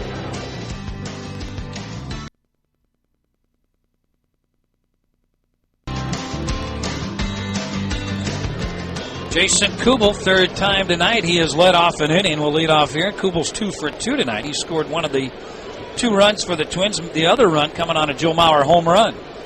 Start the top of the 6th inning. And Burnett delivers way high. Ball 1. Kubel, Young, and Casilla. Kubel the DH tonight. Jason hitting some bombs in early batting practice today with a lot of guys. It was hot and sticky here this afternoon. Slow curve in there for a strike. Evens it up 1 ball and 1 strike. Usually the guys first day in town show up around 2 o'clock early batting practice. A lot of guys were out there. They're running around in their shorts, t-shirts. 1-1 pitch. Slider in the dirt. 2 balls and 1 strike. Slight pull by the infield, outfield straight away on Kubel. Jason deep in the batter's box, open stance. And the 2-1 pitch. Ground ball right side, backhand play by Teixeira. Nice play, gets up. Underhand flip to Burnett at first base. Teixeira, he's a Gold Glove winner. So Kubel's been retired for the first time here tonight. And Delman Young will bat. Delman struck out swinging his last time up. He's walked. How about Padres pitcher Matt Latos is really on target right now. Latos pitched a 1-hit complete game shutout against the Gigantes last night, completing a San Diego sweep. Latos fans 6 and walked none for his 2nd win in a row. And a pitch to Delman Young. Swung on and missed. Big home run cut there. Who's on Target? It's brought to you by Target, where you'll find everything you need to enjoy outdoor baseball back at Target Field. Target, expect more, and you're going to pay less. No balls, 1 strike, and 1 out. And Burnett delivers. Slider down and away in the dirt. 1 ball, 1 strike. Burnett tonight has still not had a 1-2-3 inning. Gave up a hit in the first, a hit and a run in the 2nd inning. Leadoff base hit to Mauer in the 3rd. Leadoff base hit to Kubel in the 4th. And a 2-out home run to Mauer in the 5th. Ground ball, second baseman Cano had him played perfectly. He'll field it and retired Delman Young at first base. Well, a happy birthday to Yogi Berra at the ballpark here tonight. Yogi Berra, one of the greats for the Yankees, celebrating his 85th birthday. Said that Yogi Berra came over and he wanted a Joe Mauer autographed ball, and in return, Yogi said that I would give you one of mine. Oh boy! So Joe won that bargain. I'll tell you that much. Whew. Pitch down and in at the kneecaps, almost hit Alexi Casilla. Well, I think Yogi Berra right now, what he's done long term of his career, but you know, let's wait till Joe Mauer's done. He's his numbers and his name will, by then the Twins will have a monument at the new ballpark. Pitch up and away. 2 balls, no strikes to Alexi Casilla. Casilla reached on an error back in the 2nd inning and flew out to the center fielder Gardner in the 4th. I promise you someday there'll be a statue like they have of Puckett and Killebrew and Carew somewhere out around the ballpark. 2-0 on the way, and it's outside and low. So Burnett retired the first 2 guys and now falls behind 3 balls, no strikes. Puto due up next. Well, here's where Burnett just kind of has a lapse. He gets 2 quick outs and then falls behind Alexi Casilla, who's not going to hurt you hitting the ball out of the ballpark. 4-pitch walk. 4th walk issued by Burnett tonight. And Nick Puto will bat. Casilla at first base. Let's see if we can get him in the scoring position down at second base. Twins trail 3-2. Puto had a bases loaded walk. Scored the first run for the Twins back in the 2nd inning. Throw to first, dive back by Casilla. Here you go, Johnny. Who's got the most All-Star games for a New York Yankee? You should probably know. Yogi Berra. No? No. I thought it was Yogi Berra, too. I got Mickey Mantle with 20. How many did Yogi have, you know? believe he had 16. Another throw to first, dive back by Casilla. Not sure Cervelli behind the plate how well he throws. But they're going to keep an eye on Casilla at first base. Burnett kind of slow delivery to the plate, lifts his leg up slow, kind of a very slow, deliberate delivery. And another throw, dive back.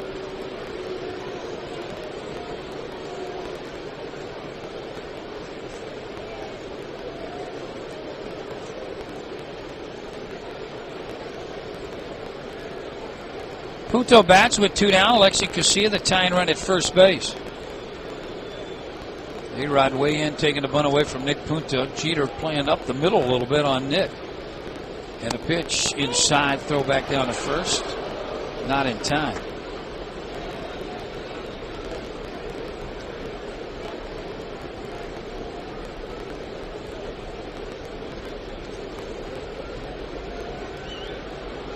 One ball, no strikes.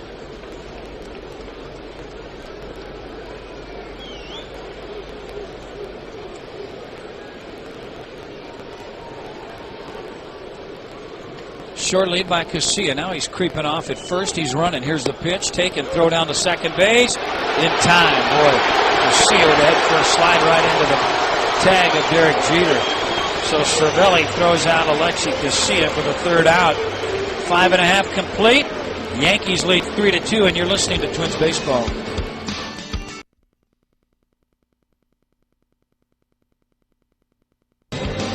Robinson Cano is going to lead off for the New York Yankees before he bats. Let's pause 10 seconds for station identification. You're listening to Twins Baseball.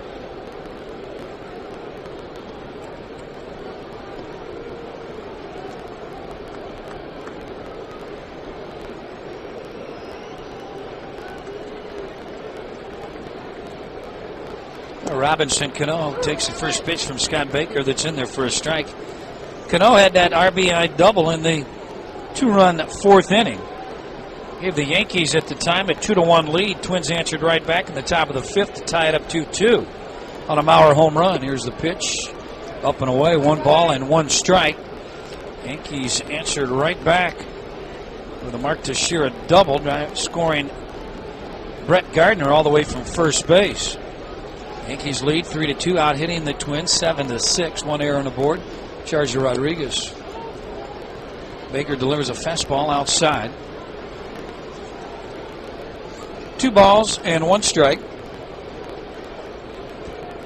Cano and Randy Wynn, followed by Marcus Timms. Slight pull by the infield, and Cano swings and fouls it into the netting. 2 balls, 2 strikes. Home run cut there and missed his pitch. Hey, Country Hearth Bread is a proud partner of the Minnesota Twins. Country Hearth Bread, the toast of the Twins.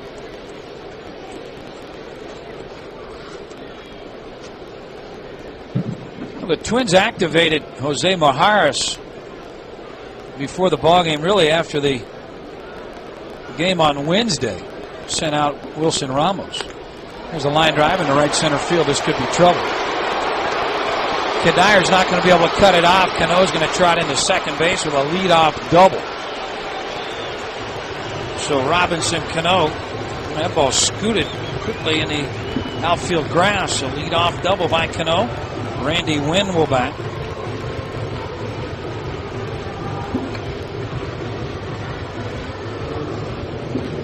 Baker has given up 8 hits, 3 of them doubles, 1 of them a home run. So of the 8 hits, 4 of them have been for extra bases. Randy Wynn came on to pinch hit for Nick Swisher in the 4th inning. Still haven't got word on why Swisher had to leave the ballgame. So Randy Wynn's going to try to get Cano over to third base or drive him in. Marcus Timms in the on-deck circle.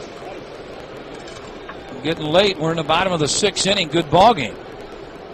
Going to have activity now in the Twins bullpen. Looks like right-hander Jesse Crane as Wynn takes a pitch. It's high, ball 1.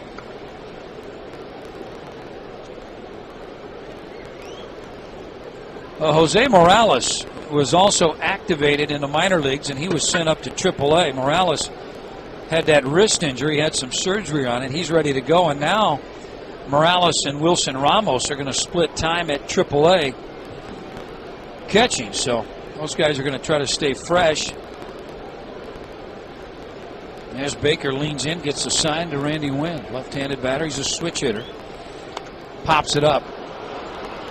Delman Young coming on from left field and makes the play. So Wynn failing to get the runner over to third base. That's not going to sit well with your teammates and your manager. And with one out, Marcus Timms steps to the plate. Marcus Timms, he is 1 for 2. He has a single and a strikeout. Hey, you have a chance to meet Jason Kubel at the Maple Grove Best Buy from noon until 1 on Friday, May 21st. He'll be there signing autographs courtesy of HBO Home Entertainment. Again, that's Jason Kubel at the Maple Grove Best Buy on Friday the 21st. He'll be signing autographs from noon to 1. Baker to Timms, way outside. Nice play by Mauer. Base open at first base. Not sure Baker going to pitch around him and try to go after the hitter in the on-deck circle. Left-handed hitting Miranda.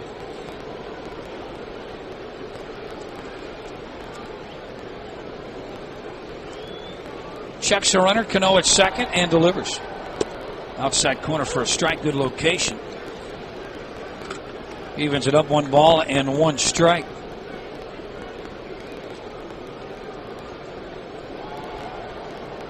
Well, the Twins and the Yankees starting action here tonight. Both the teams came in with the records of 22 wins and 12 losses. Twins are in first place, 2.5 above Detroit. Pitch on the outside corner for a strike. Boy, Timms didn't think so. Barkin now coming from the Yankees dugout. Timms in the hole, 1 ball and 2 strikes. Yankees trailing the Tampa Bay Rays by 2 games. The other team with an identical record of 22 wins, 12 losses, the San Diego Padres. They're in first place in the National League West. Ahead, Mauer sets up outside in the pitch, just down and away. Evens it up, 2 balls and 2 strikes. Best record in baseball is by Tampa in the American League East, 24 wins, 10 losses.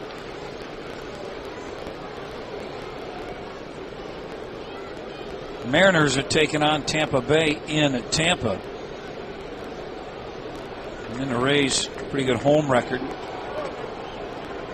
Just 9-6. Their road record, 15 wins, 4 losses. Baker checks Cano back at second, delivers a swung on and missed. It's a slider. And Timms comes up empty. Good big strikeout for Scott Baker. Baker with 9 strikeouts. That's a season high. He's 1 short of his career high of 10. Mauer's going to go out and talk to Scott Baker and go over the scouting report on the DH Juan Miranda. Just 5 big league at bats.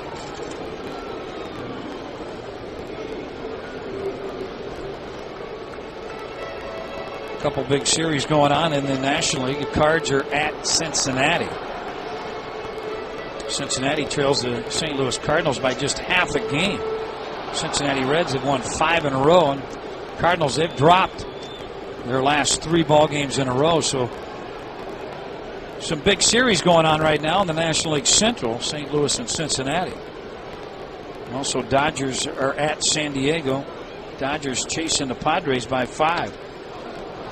As Miranda swings at the first pitch and pops it up to the shortstop, Alexi Casilla, and he'll put it away. And the Minnesota Twins pitch out of a big inning here. Leadoff double by Cano goes by the wayside. 6 complete here at Yankee Stadium, and the Yankees lead 3-2. And you're listening to Twins baseball.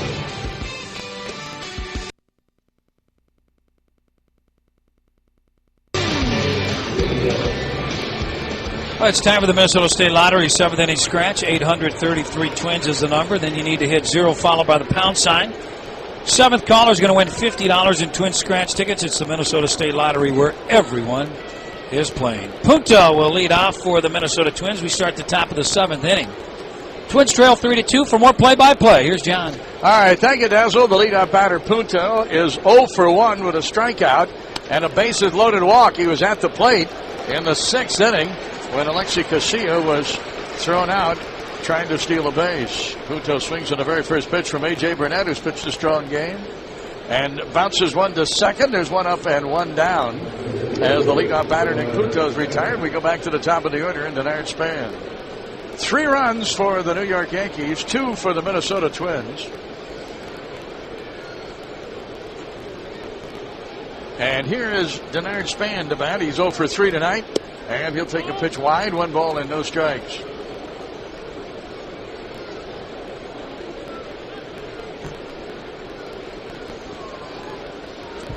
Burnett's pitch count now in the 90s as he faces Denard Span, and here's the 1-0 delivery.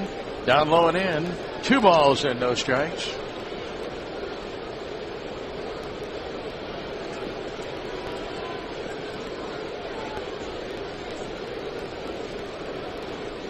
One away, nobody on. Twins trailing by a run at 3-2.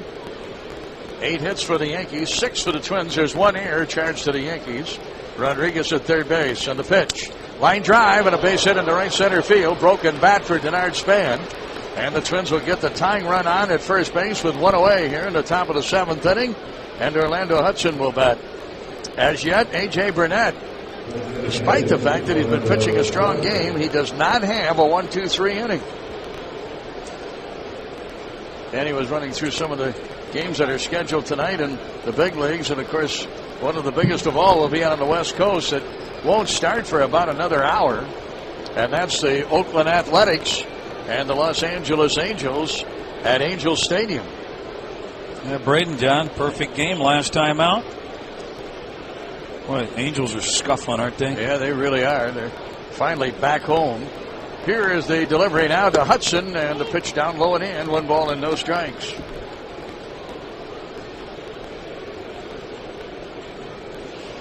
Dallas Braden pitching a perfect game last Sunday against the Tampa Bay Rays. He'll try to tie a major league record on a back-to-back no-hitter held by Johnny Vandermeer of the Cincinnati Reds. Nobody has been able to equal the feat.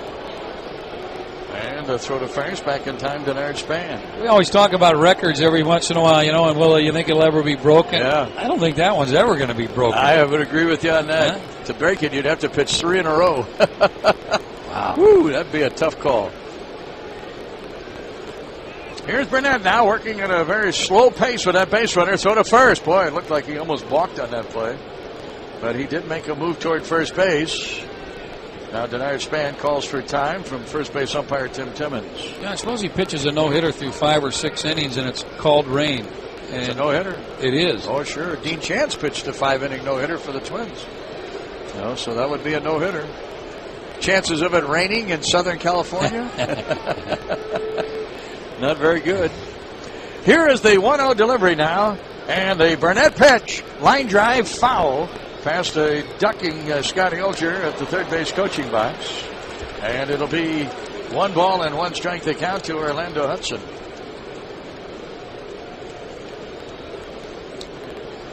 And, of course, the Kansas City Royals get underway tonight, Dazzle, with their game against Chicago.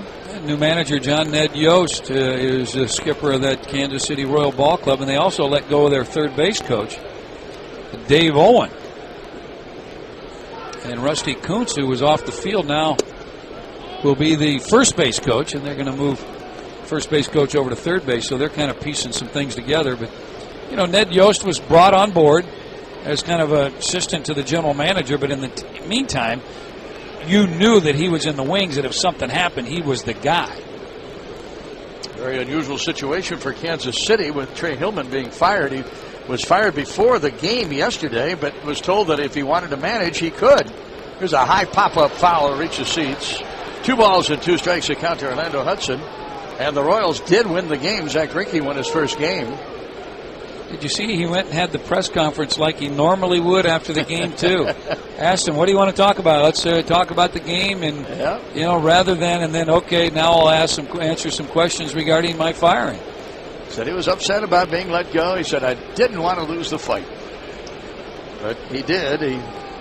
Royals had come off a road trip where they were 3-8 and had not played well, of course, and they go into the game tonight in last place in the AL Central 12-23, 11 games under 500. It's a position, John, you're hired to be fired. Oh, without question.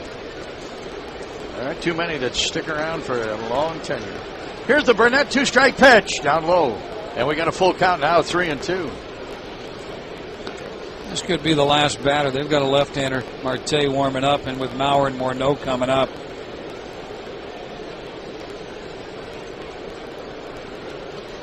Twins with one out have a base runner. Denard Span at first.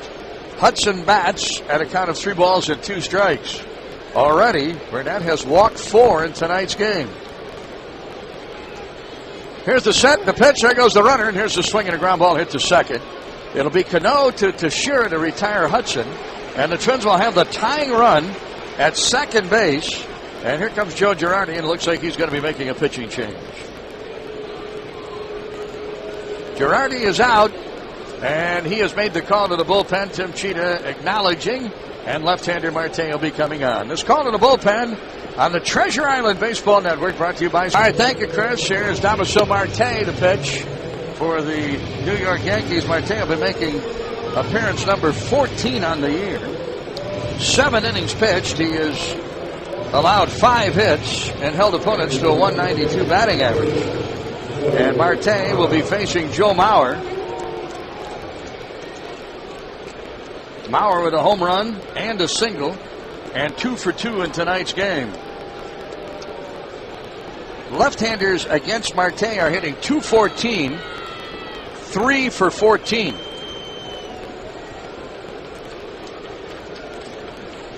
And Mauer against lefties is hitting .375. He is 12 for 32 against left-handed pitchers. And the pitch to Mauer is just off the outside corner, ball 1. A.J. Burnett goes 6 2/3 innings, 7 hits, so far 2 runs. He walked 4 and he struck out 4. That Marte trying to hold the Twins at bay here in the top of the 7th inning, and Mauer bats with Morneau on deck. And here's the set by the left-hander Marte, and the pitch. That's a strike, a fastball on the inside corner.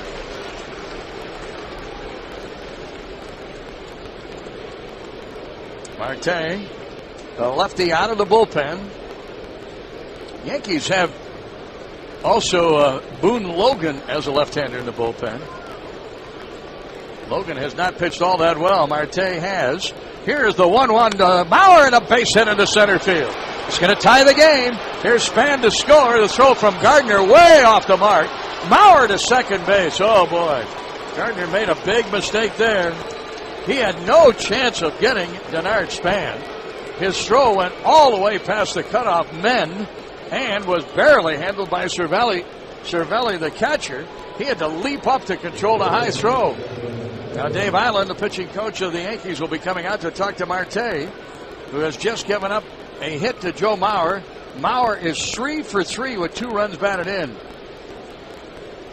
The kid can hit, John. Oh, boy. Little slider. He stayed with the breaking ball, and Mauer just stayed within himself and went the other way with it. Not sure what Gardner was thinking. He had a range to his right, John, field the ball, and then tried to come up with a Hail Mary. And you got to know that Denard Span, one of the quickest guys in baseball, allows now the go-ahead run at second base. So those are the kind of mistakes right there that you don't like to see a big league player make. Well, the Twins hopefully will be able to take advantage as Justin Morneau steps in. Morneau is 1 for 3 in tonight's game. And here is Marte's pitch to Morneau, and a swing and a miss and a wide sweeping breaking pitch. And it's no balls and 1 strike. Morneau also has a very good average against left-handed pitchers. In 28 games and 47 at-bats against lefties, Morneau is 16 for 47 with 2 home runs and 7 runs batted in. Marte misses with a pitch outside, and it's 1 ball and 1 strike. The Twins have tied it up on Joe Mauer's 3rd hit of the game, a line drive single into center field. And now Marte faces Morneau, and a ball and a strike, and the pitch, a swing and a miss. Fastball from Marte, 93 miles an hour. Kind of handcuffed Morneau on that pitch, and it'll be a count of 1 ball and 2 strikes now to Justin Morneau. Twins now have tied the Yankees in hits, each team with 8 hits, and a 3-3 tie ball game. Well, A.J. Burnett will not figure in the final decision of this game. And a chance for Justin Morneau to give the Twins the lead here as Marte sets and delivers. And here's a high fly ball down the left field line, drifting into the seats and out of play. And it's still a ball and 2 strikes to Justin Morneau.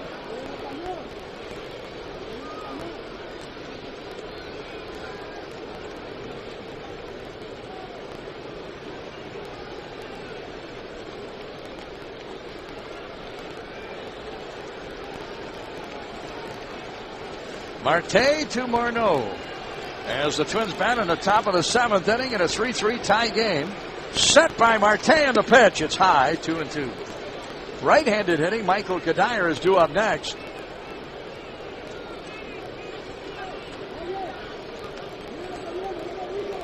Activity in the Yankee bullpen. They do have a right-hander warming up. Justin with a base hit in his last at bat. He lined one past the second baseman Cano in the right field. 2-2. Line drive base hit. This was in the right center. This will go for extra bases. Gardner gets the ball and cuts it off in the gap. Mauer scores, and the Twins have a 4-3 lead on back-to-back base hits by left-handed hitters Joe Mauer and Justin Morneau. Boy, how big is that throw from Brett Gardner to home plate, allowing Joe Mauer to gain second base. Mauer would not have been able to score all the way from first on that hit. Credit Morneau with a double and a run batted in. Number 24 on the year, and the Twins now with a 1-run lead. And here's Michael Kadire to bat. Yeah, they're going to walk Michael. Kubal's due up next, but Marte having a tough time with some of the left-handed hitters. Well, here's the intentional walk that'll be issued to Michael Kadire to face the left-handed hitting Jason Kubel. But so far, the left-handers have been able to pick up back-to-back hits off of Marte. Credit Morneau with a double, his 9th double of the year. And the run batted in is 24th. That gives him the team lead now. Kadire and Morneau were tied at 23 coming into tonight's game.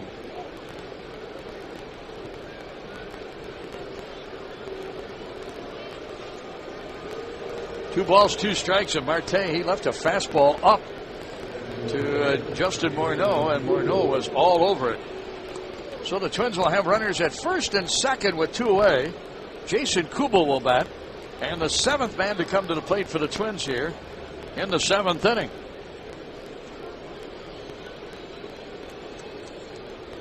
Burnett started the inning. He got Puto on a routine ground ball to second. Gave up a broken back hit to Span. Hudson on a 3-2 pitch grounded out second to first with Span going to second base. Kubel will look at a strike, and it's 0-1. Marte in for Burnett, giving up back-to-back hits to Mauer and Morneau. Twins tie the game on Mauer's hit, take the lead on Morneau's hit. An intentional walk to Kadire, and now here's Kubel.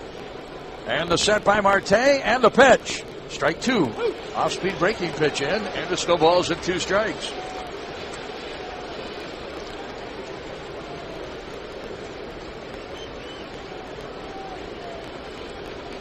Kubel in the hole at 0-2. Lead runner Morneau at second, and the pitch high. 1 ball and 2 strikes.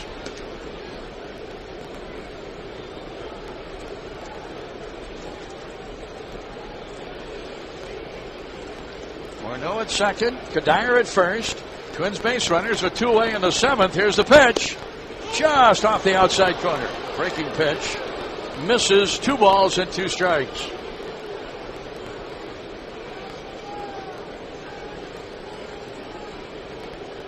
So the Yankee lead erased here in the 7th inning. Twins with 2 runs and now lead 4-3. 2-2. Swinging a foul. Kubel still in there. 2 balls and 2 strikes.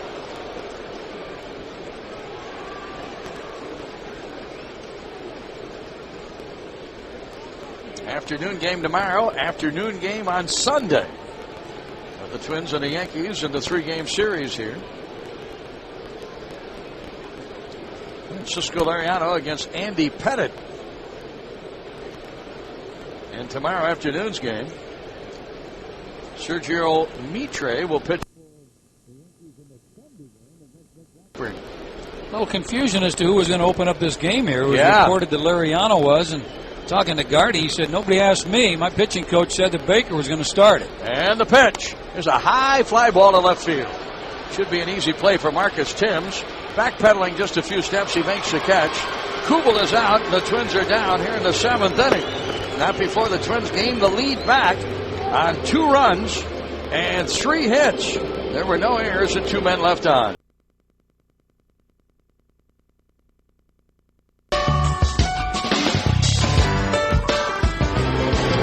Seventh inning stretch tonight brought to you by Barrel of Fun, the official potato chips of the Minnesota Twins. Big League Taste, Hometown Values, a KLN family brand, Perham, Minnesota. Scott Baker is still out there for the Twins as he'll face hitters 9-1 and 2 in the bottom of the 7th inning. Twins leading 4-3. Twins got a run in the 2nd inning and a bases loaded walk to Nick Puto for a 1-0 lead. Yankees came back with 2 in the bottom of the 4th on a home run by Brett Gardner and an RBI double by Robinson Cano. Twins tied it up at 2 when Joe Mauer homered in the 5th inning. The Yankees took the lead 3-2 with a run in the bottom of the 5th and an RBI double by Mark Teixeira. And the Twins just finished scoring 2 in the top of the 7th. An RBI singles by Mauer and Morneau. And they have the lead back at 4-3 as the Yankees bat in the bottom of the 7th with Cervelli leading off. 0 for 2. He lined out to short in his last at bat. Took a called 3rd strike in his 1st. And Baker pitches and delivers a strike. That was the 95th pitch of the game for Scott Baker. And Cervelli at 0-1 strike. Baker has struck out 9, 1 shy of his career high. And the pitch. Swing and a miss. And Baker now ahead of Cervelli at 0-2.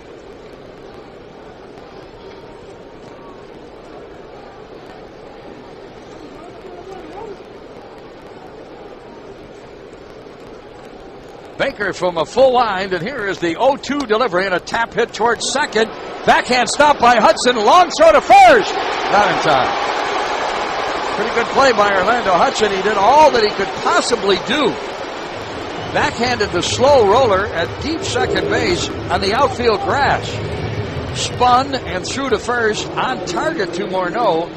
Cervelli not running all that well, but he still beat it out. Yeah, I was a little surprised, John. It looked like he got down there pretty good, hustling, but it was one of those swings where he's kind of running out of the batter's box as he's taking his swing, so he had a good couple steps going. Oh boy, what a seesaw game this has been, huh? And now with Cervelli at first, a tying run. Here's Derek Jeter, who is 0 for 4 and has yet to hit the ball out of the infield. Yeah, here's the guy you want batting right now. His at-bats here tonight, he's just feeling for the ball, and we could use something like that right now. See if we get that ground ball, hit to turn the double play. Well, the Twins leading by a run at 4-3. We're in the bottom of the 7th inning. And Baker works now to Jeter, and he'll take a strike. A fastball is in, and 0-1.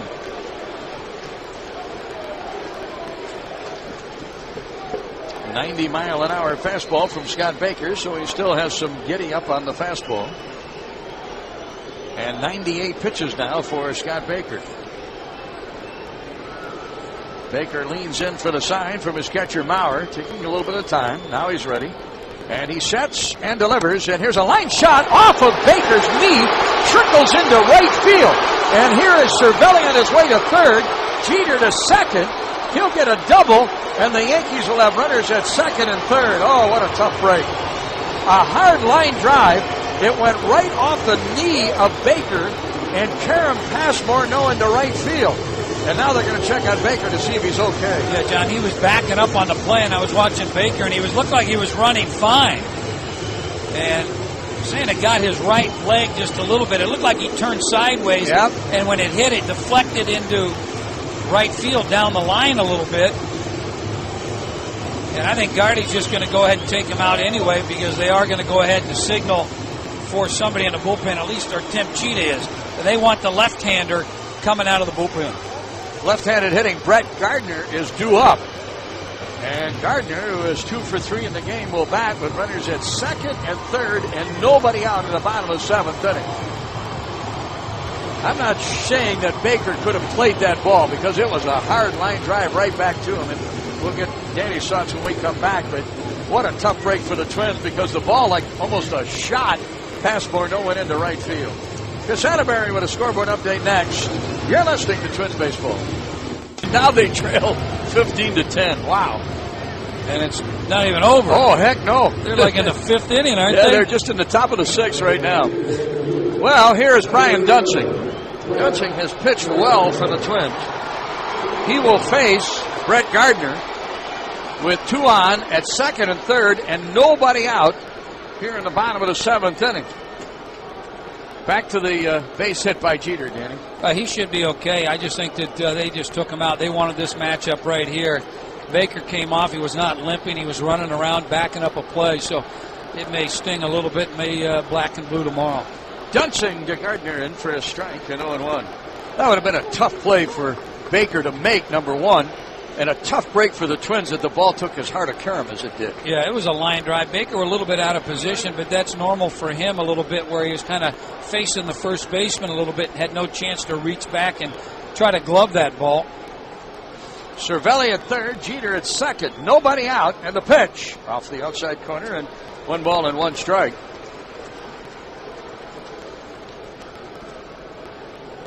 I mentioned Brian Dunsing pitching well for the Twins.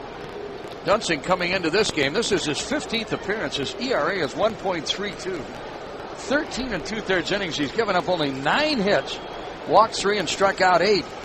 Opponents are hitting 196 against him in the pitch. Line drive left field. Delman Young will make the catch. I don't know if Cervelli, he won't be able to score. Cervelli, for some reason, did not get to the bag, back to the third base bag until the ball was caught by Young. But Cervelli doesn't run all that well, and the ball wasn't hit that deep. So Gardner is going to be out and a fly to left. And now here's to Sheeran. They'll turn him around to the right side. They got to walk to Sheeran and then bring in a right-hander, Matty Guerrero, to face to Alex Rodriguez due up next. Mentioned Dunsing in the previous 14 appearances. He's pitched a total of 13 innings. He has not given up a run in the last 9 appearances. And they're going to walk to Sheeran. And then they'll bring in, I'm sure, Matty Guerrero to face Alex Rodriguez with the bases loaded. The Yankees are number 1 in all of Major League Baseball hitting with the bases loaded. 19 for 47 and a 4.04 batting average. And they will bat with Rodriguez and 1 out and the bases loaded. That'll happen when we come back because I'm sure Gardner will be making a pitching change here. An intentional walk is going to be issued. Baker, by the way, 6+ innings. So far, 3 runs, 3 earned. He walked only 1, and he struck out a season-high 9 and was just 1 shy of his career high. Gardner is out. Slow walk, and he's made the call to the pen. So we'll very quickly have another scoreboard update with Chris Atterbury. Well, here's Matty Guerrero coming on for the Twins. The Yankees will have the bases loaded with 1 out. Alex Rodriguez against Matt Guerrero is 4 for 6, and 3 of the 4 hits are home runs. And they hit 402 with the bases loaded. Wow. I think they got enough little dynamite, John. Oh, boy. Another call. And A-Rod's last at bat, he got a base hit on an 0-2 pitch. But also, let's see if we can get him to hit the ball on the ground and turn 2. 17th appearance for Matt Guerrero. He's pitched well out of the bullpen. 1.69 ERA. 16 innings, 12 hits allowed. Here we go. Bases loaded with Rodriguez batting. And the pitch. Ground ball. Foul down the third baseline. Oh, boy, that was hit hard. I don't think Puto would have had a chance to make a play on that, but it was foul. And 1 strike. Nick was helping out Bob Davidson, the third base umpire, and helped letting him know that ball's foul. Well, Rodriguez will come back and no balls in 1 strike. Robinson Cano, a left-handed hitter, is due up next. And Jose Majares is warming now in the bullpen. Just starting to loosen up. Just starting to loosen up for the Twins. 0-1. Rodriguez swings and hits it high and deep to left field. Delman Young back at the track. Oh, my. A grand slam home run for Alex Rodriguez, and the Yankees lead 7-4.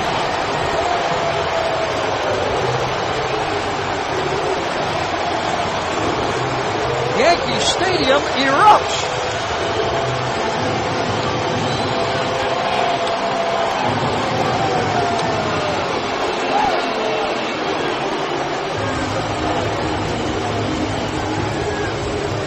Wow, John. Oh, my. Sometimes he threw him a fastball. He pulled it down the line past Punto, just foul. And Manny Guerrero came back with a breaking ball. And they want A-Rod to come out for a little bit of a curtain call right here. Man. Does that mean the average at 404 with the bases loaded just goes up? Sure does. And A-Rod now what? 5 for 7 with Against 4 Matt. home runs. Of his 5 hits against Matt Guerrero. Robinson Cano to bat. Still only 1 out. And a breaking pitch is low, and it's a count of 1 ball and no strikes.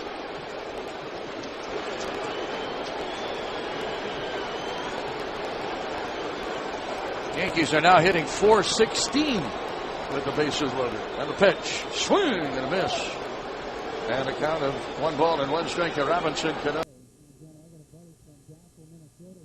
Cox, he runs that farm right equipment out there in Dassel, and he's here and taking in this game. And I've been watching him the whole game. He's on his feet. He's got both his arms folded, sitting back in his chair right now like a lot of us. Yep. There's a high fly ball left center field off the bat of Cano. Coming on Denard Span, he calls off Delman Young, and then Delman calls off Denard, and Delman makes the catch, and that's the 2nd out for the Yankees here in the 7th inning. Final totals on Baker, 6+, 10 innings, 5 runs, 5 earned. Dunsing gives up a run in a third of an inning, and Matt Guerrero has given up a run. The home run for Alex Rodriguez is just his 4th of the year, and he now has 26 runs batted in. And the pitch to the left-handed hitting Randy Wynn. And Wynn, who is filling in for Swisher. Swisher left the game with a sore left bicep, an injury that has been bothering him the last couple of days. Wynn is 0 for 2, and the pitch. It misses high and inside, and it's 1 ball and 1 strike. 7-4, the Yankees are leading. That's the biggest lead for either team. The Twins had 2 leads by 1 run. And the Yankees had 2 leads by 1 run. Swing and a miss by Wynn. And it'll be 1-2 the count now to Randy Wynn. 7th man to bat for the Yankees here in the 7th inning. Cervelli started it with an infield hit. Jeter had an infield double off the leg of Scott Baker. Dunsing came on and got Gardner. Then the intentional walk to Teixeira, the grand slam by Rodriguez. Here's an easy ground ball to second base. And routine play for Hudson to retire Randy Wynn. And the Yankees are out in the 7th inning, but not before they score and score big. For the Yankees, 4 runs on 1 swing of the bat and the grand slam by Alex Rodriguez. 3 hits, nobody left. At the end of 7, the Yankees lead at 7-4 on your home for Twins baseball.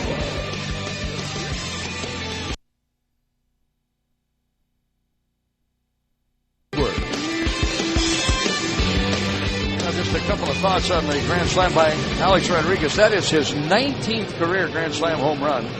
Ties him with Eddie Murray for number 3 on the all-time list. And he is 2 behind Manny Ramirez. And just 4 behind the all-time record holder for most grand slams, Lou Gehrig, who has 23. 19 grand slam home runs for A-Rod. And here's Jobbin Chamberlain to pitch for the New York Yankees. He'll work in the 8th inning, facing Delman Young. Chamberlain making appearance number 17, an ERA of 2.30. He's 0-1, 15 and 2/3 innings. He's allowed just 12 hits, held opponents to a batting average of 207. And Chamberlain to Delman Young. Strike is in, 0-1. 7-4, the Yankees are leading. They have out-hit the Twins 11-9. 3 hits for the Yankees in that 7th inning, including the big grand slam by Alex Rodriguez. Chamberlain in relief of Damaso Marte, and there's a swing and a foul off to the right and out of play, and 0-2 now to Delman. A couple defensive changes for the Yankees. Greg Golson is now going to play center field. Brett Gardner then will slide over and play left field. Marcus Timms out of the ballgame. Golson just got called up from Scranton, and he is now in center field. Gardner in left. And here is Chamberlain on 0-2, and the pitch. Down and low and in the dirt.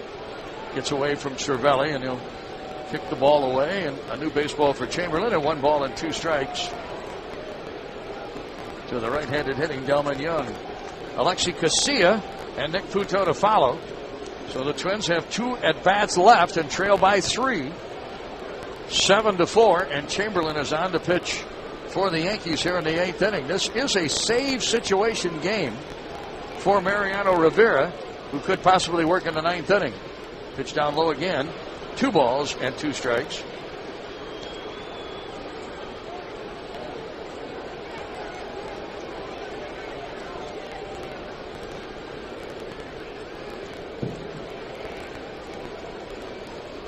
Was the first home run given him by Matt Guerrier this year in his previous 16 relief appearances.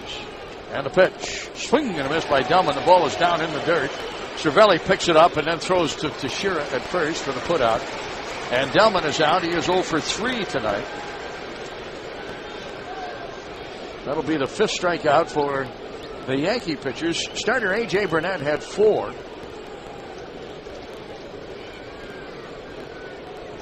And now Alexi Casilla will bat. Casilla steps in.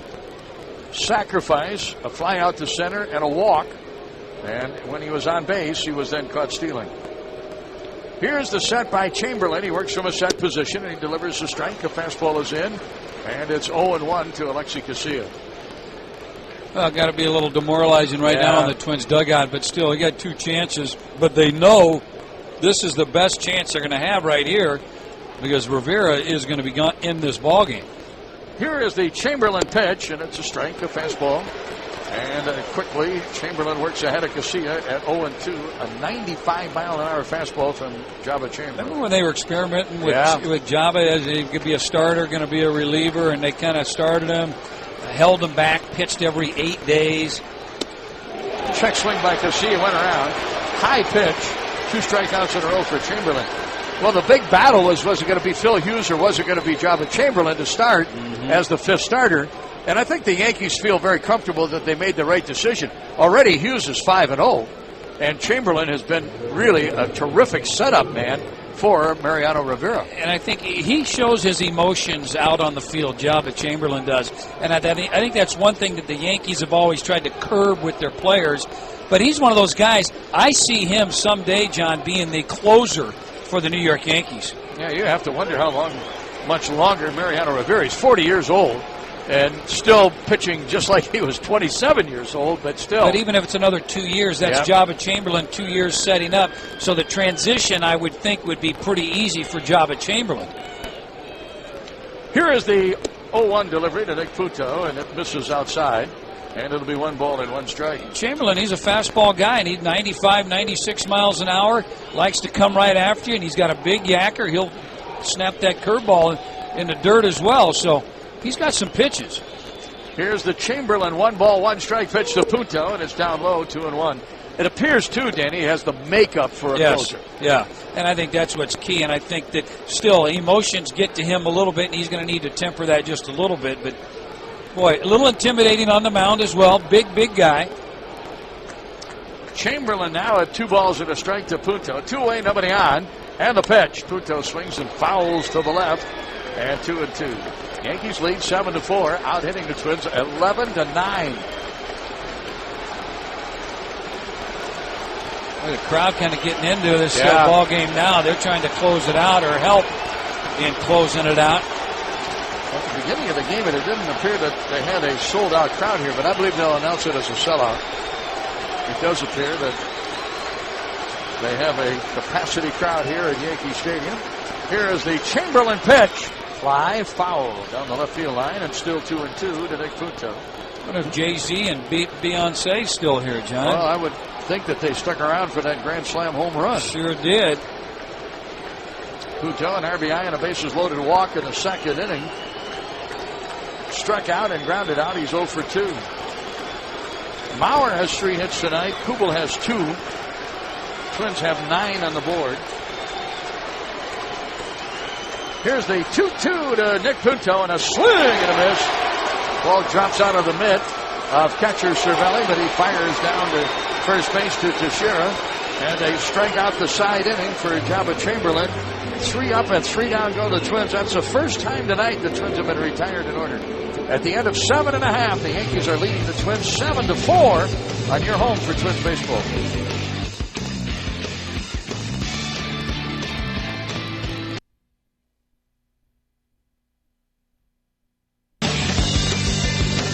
Hey, Twins fans, you can receive a medium ice mocha for just $3 at any Caribou location the day after the Twins record a save.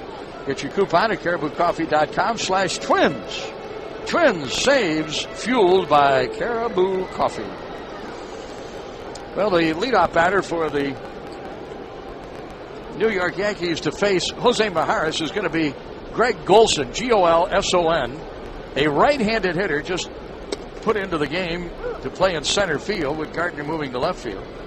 And he is batting in Marcus Tim's number 7 spot in the batting order. And the first pitch from Mijares is in there for a strike, and no balls and 1 strike. Jose Mijares just activated yesterday, actually Wednesday after the game, after 2 relief appearances at Rochester. Mijares is making his 6th appearance. First he's pitched since the 15th of April. He went on the disabled list. And the pitch. Line drive and a base hit into center field for Golson. And that is the 12th hit of the game for the New York Yankees.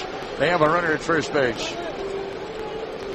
Golson, who, as mentioned, was just called up from Scranton, playing in his 4th game. That's his 2nd hit. He's 2 for 5.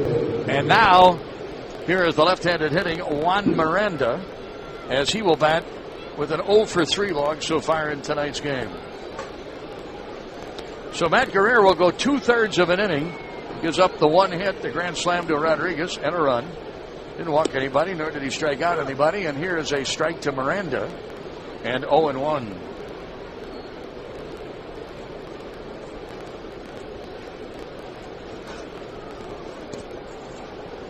Mijares pitching to Miranda here in the 8th. Twins trailing 7-4. And the pitch. Check swing. Let's see if he went around on it. And third base umpire Bob Davidson says yes, he did. It's 0-2. Yankees have Mariano Rivera warming in the bullpen. The Yankee pen, I believe that's Jesse Crane warming up. Crane had been up earlier for the Twins. Now the set to look to Golson at first, to the pitch. Just off the outside corner. And 1 ball and 2 strikes.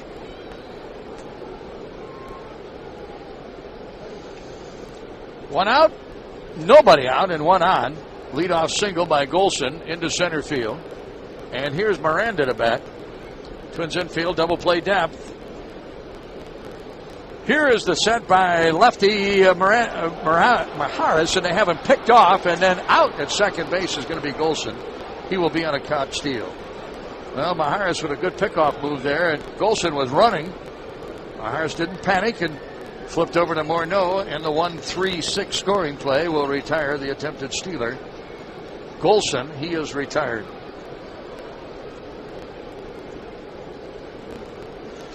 Now there's 1 out, and here is Miranda batting with a count of 1 ball and 2 strikes. Francisco Cervelli would bat next. Here is the Mijares pitch, and a swing and a high fly ball deep center field. Span back, Span to the track. Span won't get it. The ball comes off the wall. Here's Miranda on his way to second base, and he'll hold there. And Miranda, who had been 0 for 6 as his first hit, for the New York Yankees here in 2010.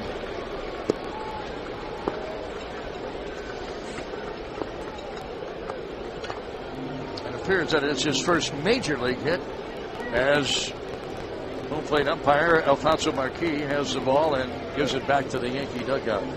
So the Yankees will have a runner at second base. Ron Gardenhire is out. Looks like he's going to go to the bullpen with the right-handed hitting Francisco Cervelli coming up.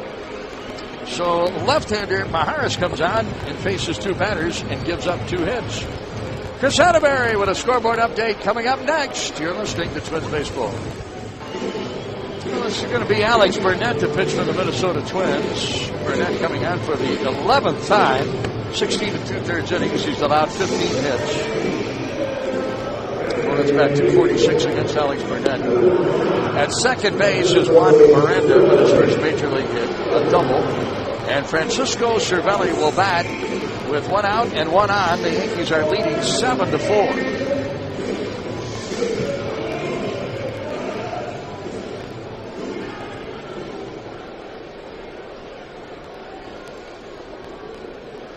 And Cervelli steps in. He started the big seventh inning for the Yankees with an infield hit to deep second. Hudson made a nice play, but he just couldn't get the ball to Morneau in time to get Cervelli. Jeter then hit that double off the leg of Scott Baker into right field. After the Gardner out, the walk to Teixeira, and then the grand slam by Alex Rodriguez. First pitch from Burnett to Cervelli is in there for a strike at 0-1.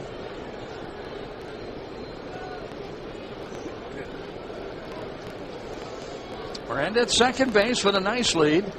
Twins, Burnett now facing Cervelli with Jeter on deck, and here's the pitch. It's low, and it's 1-1 strike.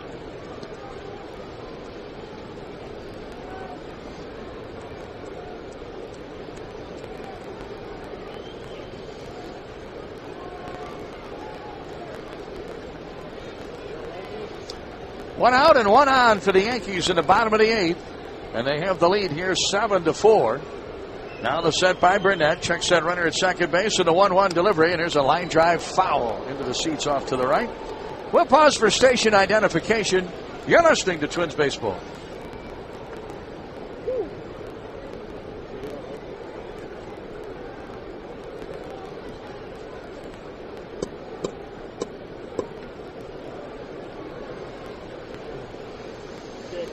Well, here's Burnett now as he faces Cervelli with a count of 1-2 strikes. This was the fifth pitcher to work in the game for the Twins tonight. And the pitch off the outside corner and a 2-2 strike count. John, what was your take on the Philadelphia Phillies getting caught using binoculars from the bullpen and while they were playing the Colorado Rockies? Well, I see now where Charlie Manuel has kind of reneged on his original comments and said that he was sorry that he said what he said about, the use of the binoculars, saying that they were using them to help their catcher as far as setting up, against hitters or setting up for the pitcher against the hitters, which I thought was kind of a weak, story for the reason for using binoculars. Here is the Burnett pitch and a ground foul back to the netting, and still a count of 2-2 strikes. Well, first of all, a pair of binoculars, they're not something that you're going to find in the ball bag. They don't. There's, I don't know. You're going to either be tipping signs or yes, finding signs, or you're going to be looking at the other players' wives section and finding out where their wives are sitting. And checking out people sitting in the stands. That's what you're going to do with binoculars. 2-2 strikes. Here's Burnett's pitch and another foul. And Cervelli's still in there at 2-2. Yeah, the question bodes, why would you take a set of binoculars out to the bullpen in the first place? Right. I mean, the only reason you take them out there is to, try to get signs no question from the opposing catcher. And where the Cleveland Indians at the Cleveland ballpark, where their bullpen is, it was always suspected that the Cleveland Indians had something that a coach would be sitting up and he would give a sign based on how he would sit out there in the bullpen. Here's the set now by Burnett as he checks that runner at second. Here's a pickoff attempt, but Miranda gets back. Because if you have a TV in the bullpen, And sometimes, you can see the camera from center field as the catcher goes through a sequence of signs. And anytime there's a runner at second base, they change the sequence. It's a different combination of the sign. But those can be picked too. You can just watch enough of it. They have enough film that, the coaches are good enough to say, okay, here's what they're doing. And the pitch. Line drive down the right field line, a base hit. It's going to get Miranda home. Cervelli's going to get extra bases. That ball ricocheting around in the corner. And here's Cervelli, who doesn't run all that well. He's going to leg a 3-base hit. Oh, Kadire, there wasn't anything you could do about that. The ball hit the corner, and as it hit the corner, it just hugged the wall and scooted past Kadire as he tried to chase it down. And Michael finally chased it down as Cervelli legs a 3-base hit, and now the Yankees lead 8-4. And that run will be charged to Miranda, or to Maharaj, as Miranda comes in to score. And that's going to probably get Mariano Rivera to sit down, hopefully. Yeah, it's no longer a save situation, as the Yankees now have a 4-run lead, and the Twins, of course, have only the 1 at bat left. Third hit in a row for the Yankees here in the 8th inning. There is an out, as Maharis did pick off base runner Golson. Here's Jeter to bat, and he'll take a strike at 0-1. Talking about tipping signs, John, also a number of years the Texas Rangers, they did it on a regular basis where the runner at second base, they didn't get it from the bullpen. The runner at second base, getting your lead, you can look in there and you can see the catcher give the signs and where they're setting up and be able to relay it to your hitter. Swinging a foul back, and it's 2 strikes. And, of course, the old story on stealing signs was putting someone out there on the scoreboard. Yep. And they would peek through, one of the outlets in the scoreboard and relay signs.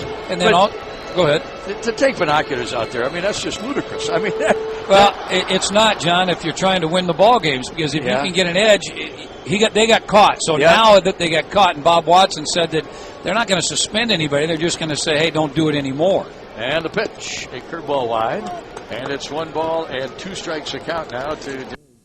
The camera guys at Target Field, and they have a thing that they have a little light. Guys in the outfield can kind of little flashlight or a light that they can flick on, and hey, a fastball and a different color light maybe on a breaking ball. Yep. Foul by Jeter, now to play. As you get your lead from second base, you can shuffle off where you shuffle and hit your heels together, and that's going to be a fastball. As I'm a hitter, I'm looking at the base runner at second base. I can still see the pitcher, and if he shuffles off or if he takes his lead and he crosses his feet, then there's a breaking ball. You get your lead, you put your hands on your knees, it's a fastball. If you get your lead, your hands are off your knees, it's a breaking ball. Here's Burnett's pitch to Jeter, and he fouls it away. Well, my thought on taking binoculars out, I mean, how easy would it be to catch you with binoculars unless that bullpen coach had been, hidden and out of the way, but obviously he wasn't hidden enough because they caught him. Have you been to Coors Field? Yes. They've got all the rocks and the trees. Oh, that's true. You're He's right. probably up in some tree hiding, That's a possibility, too. Here's the pitch. And a ground ball to third. That'll hold the runner. Cervelli, Punto on to first to retire Jeter. Jeter is out. He's 1 for 5 in the game. 2 away. And the batter now is going to be Brett Gardner, who's now playing in left field. There's all kinds of ways. The guy in the on-deck circle, John, he's the closest to your hitter. And usually when there's nobody on base, the catcher will just go through one sign. He'll just put a 1 down for a fastball, 2 for a curveball, 3 for a slider. Or he'll wiggle his fingers for a changeup. And sometimes if the catcher doesn't hide it well enough, the guy in the on-deck circle can actually see what he's putting down. And all he's got to do is say, hey, come on, Kirby. Come on, Kirby. And then therefore you're telling Puck, hey, it's a fastball. If he doesn't hear anything, off-speed pitch. And a first base coach can kind of lean in a little bit, too. Well, then remember the Yankees did it with Mazzelli. Yes, they did. You're right. And they used to ask him, hey, get in the first base coaching box, because he would kind of peek in there, and you hear him clap his hands, and that'd be a fastball. Here's the left-handed hitting Gardner taking a strike and then fouling a pitch away at 0-2. Yankees lead here 8-4. Twins have 1 at bat left. More than likely, it will be against Jabba Chamberlain. Although there is still activity in the Yankee bullpen with Mariano Rivera. He's warming up still. So that's the pitching coach or the bullpen coach out there. Rivera is still standing up out there. Okay. The problem with that, John, is if you get caught, you're going to pay a price. Yes.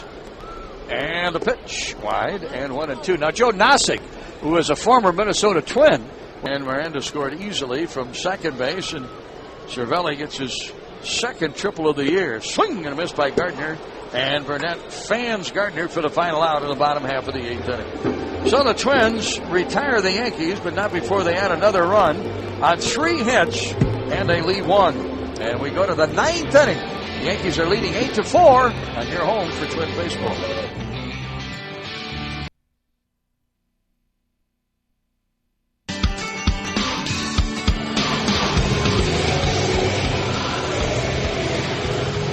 Say, folks, when you're traveling this season, you can take the Twins with you. Subscribe to MLB.TV today to see every game live or on demand on your computer. Visit TwinsBaseball.com for complete details. TwinsBaseball.com. That's where baseball is everywhere. Well, Mariano Rivera coming on the pitch. This is a non-save situation. The Yankees are leading by 4 runs. So far this year, Rivera is 7 for 7 in save situations. 533 saves for the Yankee right-hander. And coming on to pitch for the Yankees, gaining on 1,000 appearances for the New York Yankees. I doubt he'll make it this year, but he could make it if he comes back next year. And this is Rivera's final year in this contract. The Yankees have a decision to make as to whether to bring him back. I don't think it's much of a decision, but nonetheless, it is his last year. Denard Span leads off, facing Rivera here in the 9th. The Twins trailing by 4, and there's a ground ball foul down the first baseline, stabbed by Teixeira, but in foul territory. For Rivera, this is appearance number 12 on the year. Now 538 games that he has appeared, 929 games that he has appeared in for the New York Yankees. So he is just 71 shy now of 1,000 games for the Yankees. Here's a broken bat ground ball past Rivera, charging in, barehand pickup. Cano throws him out. What a play! Oh boy, Robinson Cano, fielding play of the game. Charging in the slow roller, his only chance to get Span was to play it barehanded, and to play it barehanded cleanly, and he did. And he throws out Span at first base at a 4-3 scoring play. Wow, John, that's Gold Glove. Yes, it was. Right there all the way. And he had something on the throw, and it's an on-target throw, so Denard Span runs well, too, so it's a heck of a play right there. Now here's Orlando Hudson to bat as the Yankees lead by 4, 8-4, and the Twins are batting in the top half of the 9th inning. Joe Mauer would be next. And Rivera pitches to Hudson and delivers a strike, and it's 0-1.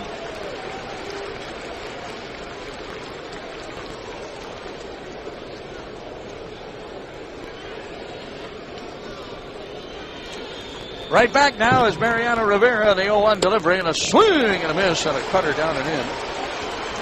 And that's all he throws, John. This guy throws one pitch. He doesn't throw a breaking ball, doesn't throw a changeup, doesn't throw a splitter. He throws a little two-seam cutter every time. And the delivery is up and in. And 1 ball and 2 strikes.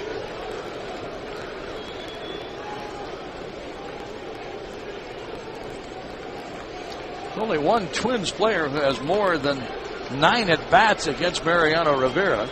That's Jim Thome, who is 3 for 14 against him. And the pitch inside, 2 balls and 2 strikes to count now to Orlando Hudson. Hudson is 1 for 4 tonight. He singled back in the first inning. Twins have had 2 leads in this game, 1-0 and 4-3. Here's a little tapper hit right back to Rivera. He fields it and throws on to first, and they're 2 away. So the Twins are down to their last out, and here's Joe Mauer to bat. Mauer is 3 for 3 with a home run, 2 runs batted in. He had a big single for the Twins in the 7th inning. His hit tied the game at 3. Morneau followed with a hit off of Damaso Marte, scoring Mauer from second base, and the Twins had a lead of 4-3, but it was short-lived. That was in the top of the 7th. The Yankees batted 7 in the bottom of the 7th, highlighted by a grand slam home run by Alex Rodriguez, the 19th grand slam career for Alex Rodriguez, and it pushed the Yankees ahead by 3 at 7-4, and they added another run in the bottom of the 8th inning. Strike 1 to Mauer. And here's the pitch. Mauer swings and fouls, and it'll be 0-2. The Yankees coming into this series, they have played 11 series, and they've won 9 and they've lost 2. The Twins coming into this series, they played 11 series. They have won 8, they've lost 1, and they've split 2. Mauer with a sharply hit ground ball to second. Cano has it on to first, and the game is over. So we have a 3-down inning for Mariano Rivera. He remains scoreless. Rivera coming into the game in his 11 appearances and 10 innings of pitching has yet to give up a run. He's now gone 11 innings to start the season, and he has yet to give up a run. Twins in the 9th inning, no runs, no hits, and nobody left. And game 1 of this 3-game series goes to the New York Yankees. They win it by a score of 8-4. Chris Atterbury standing by with an update on the download, the Twins post-game show, which follows our game broadcast. Chris, what's up?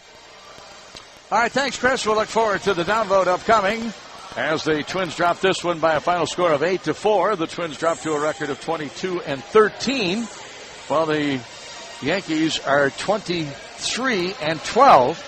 Two teams had identical records coming into tonight's ball game. 8-4, the final. We'll wrap it up from Yankee Stadium right after this on your home for Twins baseball. From Yankee Stadium tonight, it was 8-4, the Yankees defeating the Twins. Even though the Twins didn't log any high-speed steals today, they got the speed they need with Quest high-speed internet. Get the speed you need without burning up your wallet.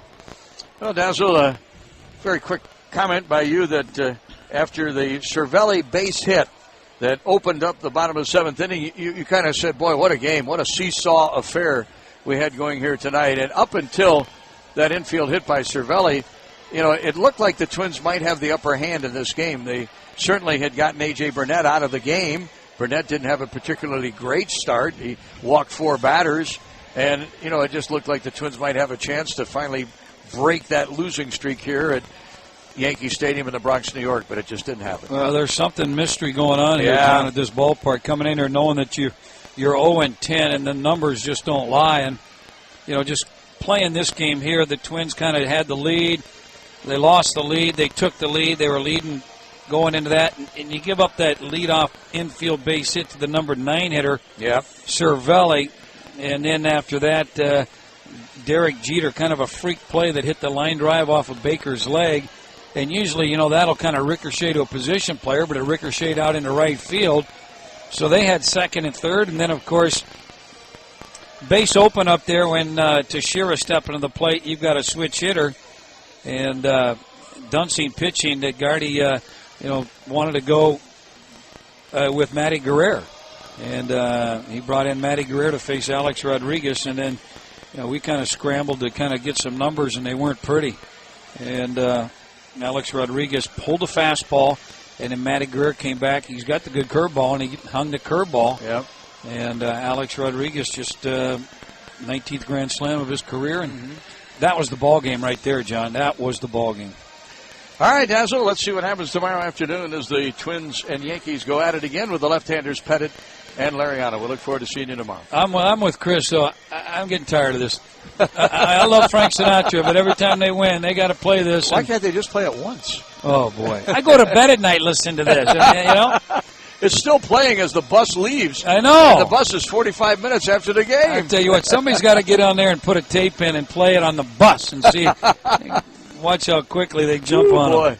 That would not be good. No. We'll see you tomorrow afternoon for Game 2 of the series. Here are the totals for this one as the Yankees win it by a score of 8-4. The Yankees now 23-12. Yankees have compiled a very nice home record. They're 11-2 here at Yankee Stadium through their first 13 home games. Twins of the loss fall to a mark of 22-13. 10-7 on the road. The Yankees are now 4 up and 4 down against the Eastern Division, and the Yankees are now 4 up and 4 down against the Central Division. 8 runs, 14 hits in air, and 6 left for the Yankees. 4 runs, 9 hits, no errors, and 8 left for the Twins. Dalmaso Marte gets the win. He's 1-0. He did not pitch well. Marte came into the game. He faced 3 batters, and he gave up 4 batters. He gave up 2 hits, an intentional walk, and then he finally got Jason Kubel for the 3rd out. But he ends up getting the win. He allowed 2 hits and a run and an intentional walk and didn't strike out anybody. But Marte is the winning pitcher. Baker takes the loss, and Baker is now 4-3, and Scott Baker is 2-2 lifetime against the New York Yankees. Home runs in the game. Joe Mauer for the Minnesota Twins. Mauer homered in the 5th inning. It was his 2nd of the year. And, of course, there were 2 homers by the Yankees. Brett Gardner in the 4th inning. It was his 2nd of the year. And none bigger than the Grand Slam, the 19th career Grand Slam home run by Alex Rodriguez. In the 7th inning, it was his 4th home run of the year. Rodriguez now has 26 runs batted in. The attendance tonight, 45,195. I'm just going to assume that that's a sellout here at Yankee Stadium. And the time of game was 3 hours and 11 minutes. 3-1-1 was tonight's time of game. Kyle Hammer's been our game site engineer. For the Dazzle Man Dan Gladden, I'm John Gordon. Stay tuned. There's much more to come. The Download with your host, Chris Atterbury. The Twins postgame show coming your way following our game broadcast. The final from Yankee Stadium in the Bronx, New York. It was the New York Yankees 8 and the Minnesota Twins 4. So long, everybody, on your home for Minnesota Twins baseball.